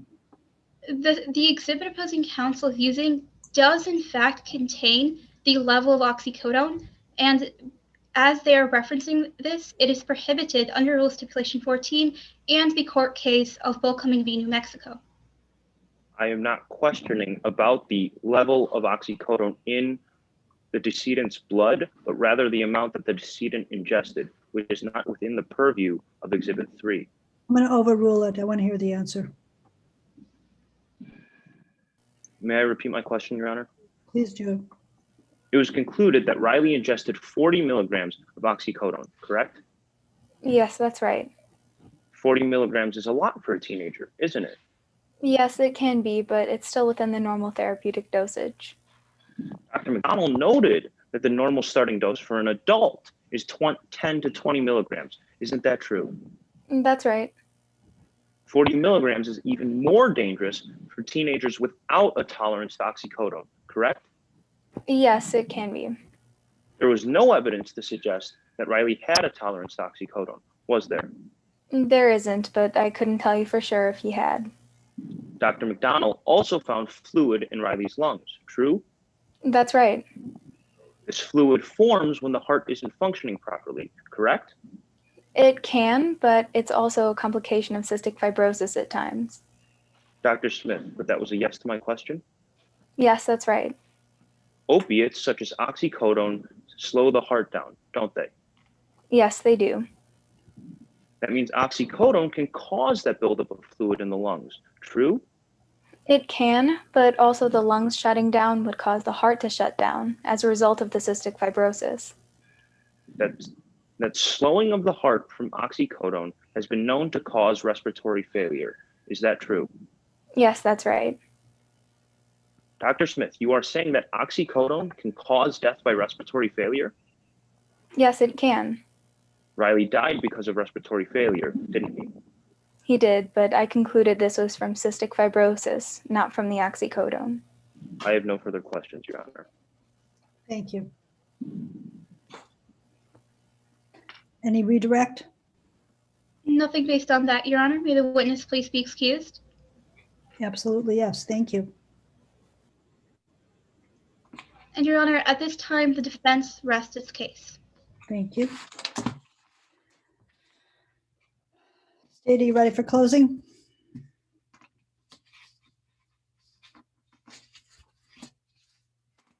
Yes, Your Honor. Thank you. Mostly ready. Your Honor, may I proceed? Please do. May it please the court. Ladies and gentlemen of the jury, I want you to think about what you heard today, because words matter. I never should have given Riley those pills. There's no hesitation. There's no stopping to consider whether Jordan meant what she said. If she didn't mean the words, she wouldn't have said them. There is no reasonable doubt. Jordan provided the pills, but Riley paid the price. Instead of even trying to deny that Jordan said this, the defense repeatedly asked EMT Peters if he had seen Jordan even give Riley the pills himself. This is not what we're here to determine in court today. Mr. Peters is not on trial. Jordan is. Mr. Peters has worked in Lincoln County's EMT program for over 6 years, despite there not being a full-time program in place. Is a licensed EMT with necessary training and volunteers whatever time he has left to saving people's lives. Not to mention, was the first responder on June 5th, the only first responder here to testify in front of you today. Mr. Peters may have no reason to be disingenuous, but Jordan has every reason to lie to you today. Despite Jordan herself telling Riley and the court that she had pills in the house, she still wants us to believe that she had no knowledge whatsoever of where the pills were, of what they were. But again, listen to Jordan's words and they speak volumes. Her own words about her grandma's stash in the cabinet above the microwave led EMT Peters to find not only a stash of marijuana, but sitting right beside it, a bottle of oxycodone. Jordan herself told us that she doesn't remember the time when she passed out, drunk. How can we just assume that Jordan told EMT Peters exactly where the pills were that night, but she somehow didn't tell Riley? How did Riley find the pills herself upstairs, above the microwave, in a random cabinet? The first statute in our burden of proof was to prove beyond a reasonable doubt that Mr. Markson had the access to the oxycodone, to prove that Jordan knew where the pills were. Well, Jordan knew exactly where those pills were.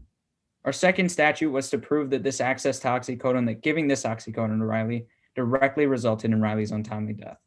Our expert, Dr. McDonald, the chief medical examiner of Clearwater County, has worked for the World Health Organization in Nigeria, battling deadly diseases and studied epidemiology, as well as illegal narcotics and prescription painkillers. For 13 years, Dr. McDonald has served the village of Clearwater as a public servant. She works for the community. Dr. Smith is a self-proclaimed expert in cystic fibrosis and was hired by the defense attorneys. Dr. Smith works for Mr. Markson. You heard Dr. McDonald testify in no uncertain terms that to a reasonable degree of medical certainty, even with the presence of cigarettes and alcohol, Riley Russell would not have died from cystic fibrosis that night. Dr. McDonald's autopsy and EMT Peters' intubation showed the same thing. Riley had no obstruction of his airways, even though causes of death due to cystic fibrosis almost always include obstruction of the airways. Opioids slow the heart rate, worsening the ability to breathe by filling the lungs with fluid. This explains the choking and gurgling noises that Riley had made that night. Dr. McDonald told you it was the oxycodone alone that caused Riley Russell's death. Without it, Riley would have lived. Oxycodone is too powerful and too dangerous. Riley's lips were a bluish black, showing that Riley had been breathing for some time before Mr. Peters got there. Opioids like oxycodone are known to cause respiratory depression. To the second, Riley's death is accounted for with a death by oxycodone. The patient goes into a coma. There's a lack of oxygen to the brain, which causes brain injury, and the patient dies. Verbatim what we heard from Dr. McDonald today. Jordan and Riley had partied before, but the only difference this night was that Jordan had access to the oxycodone. That's why we, the prosecution, recognizing that we have the burden of proof to prove that beyond a reasonable doubt, the defendant committed the crimes of drug-induced homicide and possession of a controlled substance, ask that you find Mrs. Markson guilty on both counts. That Jordan having the pills in his possession, knowing where they were, and giving those pills to Riley, directly causing Riley's untimely death, is prosecuted fairly under the law. Jordan provided the pills, but Riley paid the price. Thank you. Thank you. Your Honor, I ask that the remaining time I have be reserved for rebuttal. Okay. Thank you.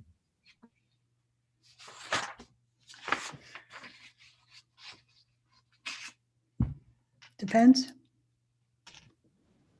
Yes, Your Honor. Your Honor, before I proceed, I ask that the jury members take out Exhibit 16 for reference. Okay.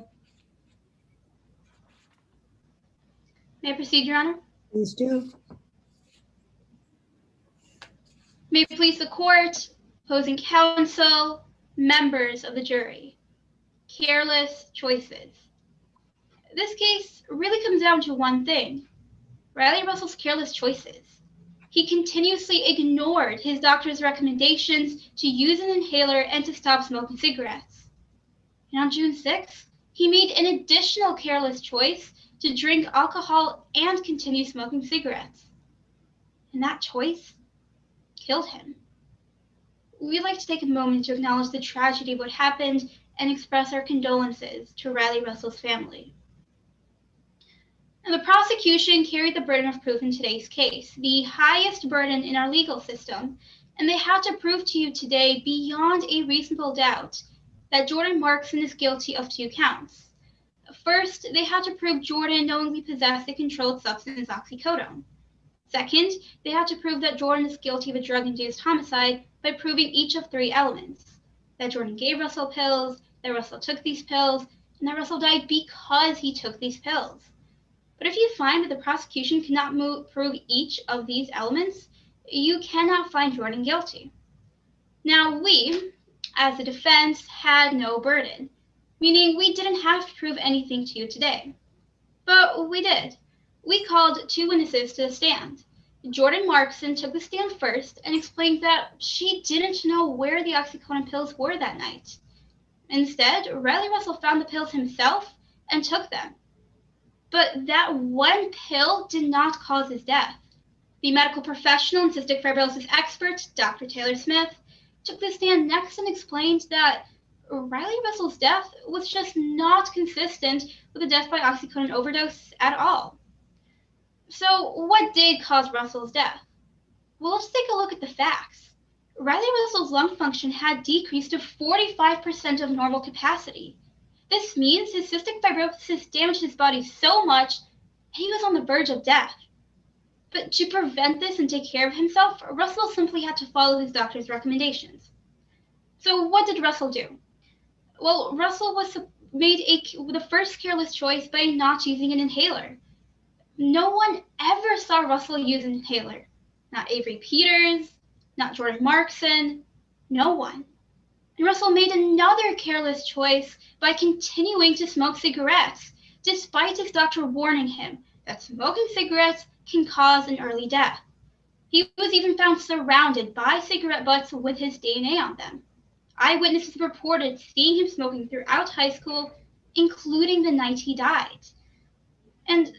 But Russell didn't simply ignore his doctor's recommendations. Members of the jury, he made another careless choice. I'd like you to take a look at Exhibit 16 now and ask yourselves, did Russell actually take care of his health? Well, when we see over half a dozen empty beer cans, we can see the answer is no. His heavy drinking and smoking is what triggered his death that night, not oxycodone. But the prosecution called some witnesses of their own. First, Peters, who initially told you she examined all potential causes of death, including smoking cigarettes. But when shown his affidavit, he admitted he never actually mentioned smoking cigarettes. And then Dr. McDonald told you it's rare for one pill to kill. Members of the jury, the tragic death you heard about today was the result of Riley Russell's countless careless choices, not oxycodone. Please find Jordan Markson not guilty. Thank you. Thank you. Rebuttal? Thank you, Your Honor. May I proceed? You may. Okay, ladies and gentlemen of the jury, let's talk about countless careless choices. How about drinking an entire bottle of 40 proof alcohol, smoking cigarettes, laying them across the floor, getting beer from someone you barely knew, lying to your grandparents, lying to your parents, lying even to the investigators on the scene of a crime that you committed. These are reckless choices that were made that night by Jordan Markson, not Riley Russell. The defense has tried to minimize the oxycodone by claiming it's just one pill. Well, one pill can kill. Riley had no tolerance, no history of consuming any oxycodone before that fateful night. The pill he did take was 40 milligrams, one pill, with 2 to 4 times. Your Honor, I hate to interrupt, but time has elapsed. Your Honor, there's always an extra 30 seconds before the warning.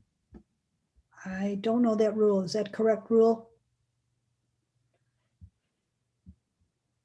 I'm going to let you go 30 seconds.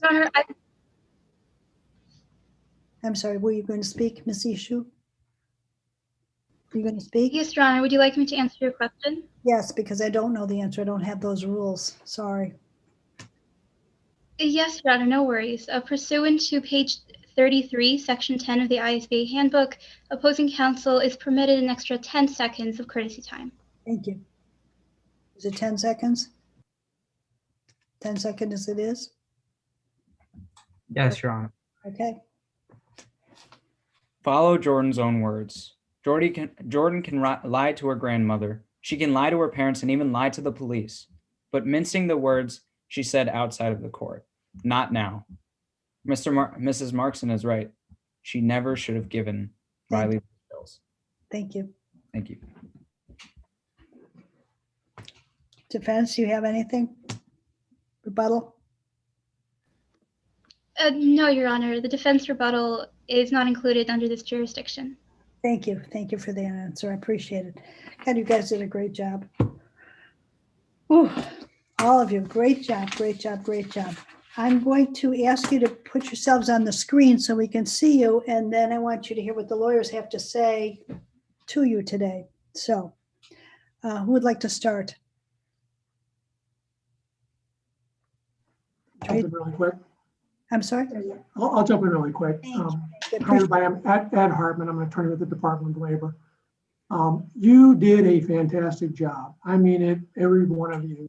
Just from the notes, what really stood out for me was the professionalism, and this late in the day after a long day of school, you guys ran so smooth. It was fantastic to watch. To both sides, to the prosecution, delivered the pills, paid the price. I heard it at the start of the opening, I heard it in the middle, I heard it at the end, and I heard it during the summation.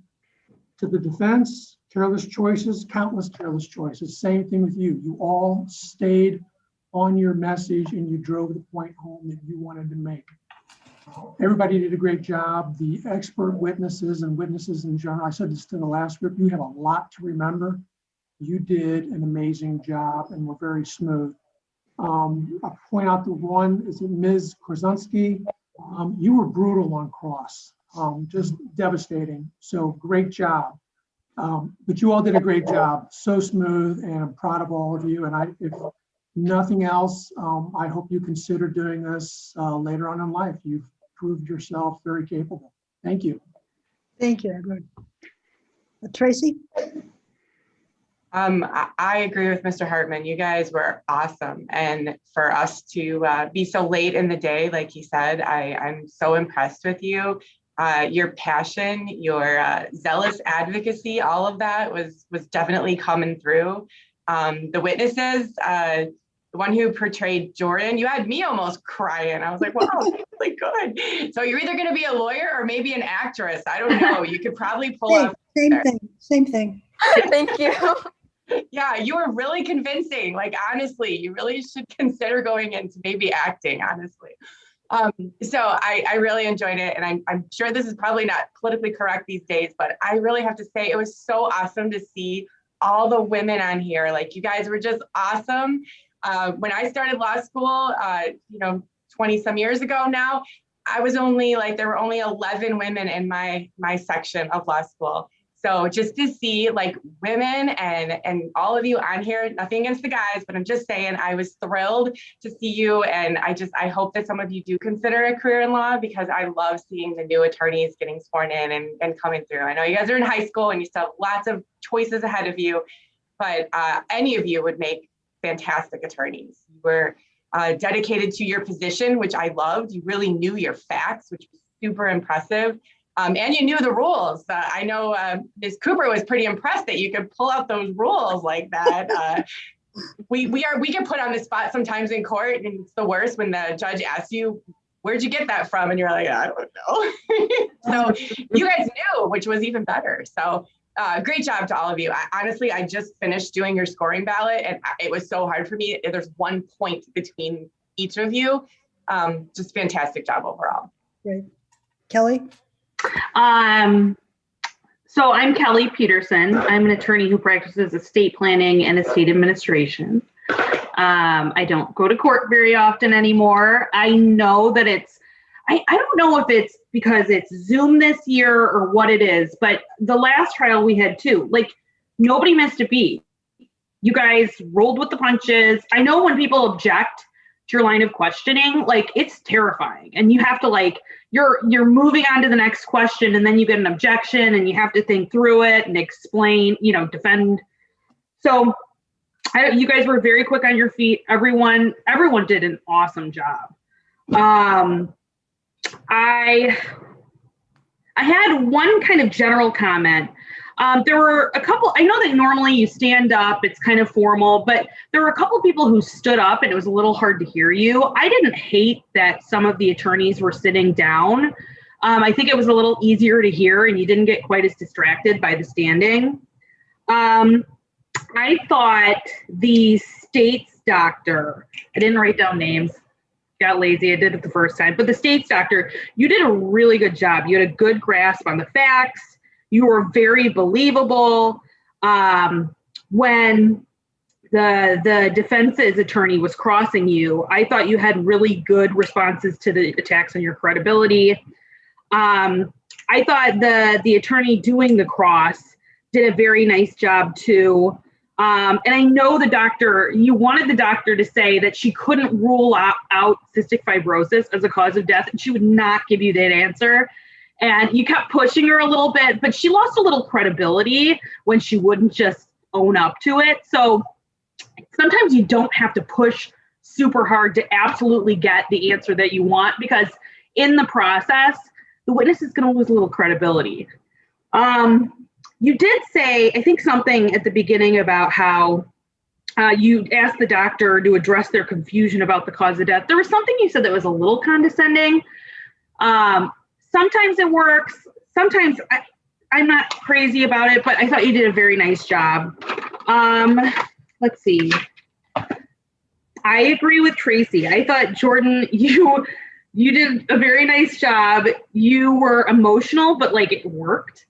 And what's funny is I was writing down a note about at the very end of the direct examination of you, and I said, she's very innocent, she's very sympathetic. And then Mia, you came in, and it was literally like right out of the gate when you were doing your cross, I was like, oh man, okay, maybe she isn't so sympathetic of a character. And it was nothing against what the witness did, but your cross was awesome. It was very good. I thought kind of in that, with that witness, there was a little too much objecting going back and forth. Sometimes I think it's a little distracting. I thought Dr. Smith did a really nice job too. I thought you were really calm, cool, and collected, knew your stuff. I liked your analogy about a growing plant.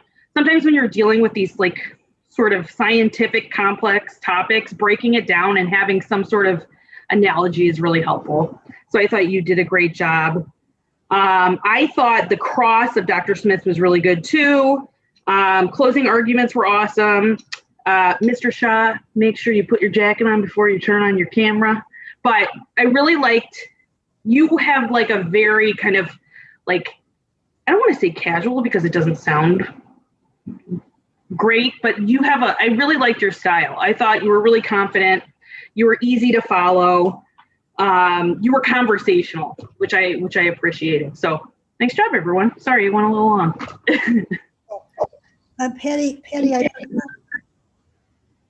no, she's not here. Yes, I'm here. Oh, there you are. Do you want to comment? No, I just want to thank everyone for their participation. You all did a wonderful job, and especially thank you for your patience. It's a late evening. Yeah, it's a school night, right, guys? It's a school night. It's a school night for us too.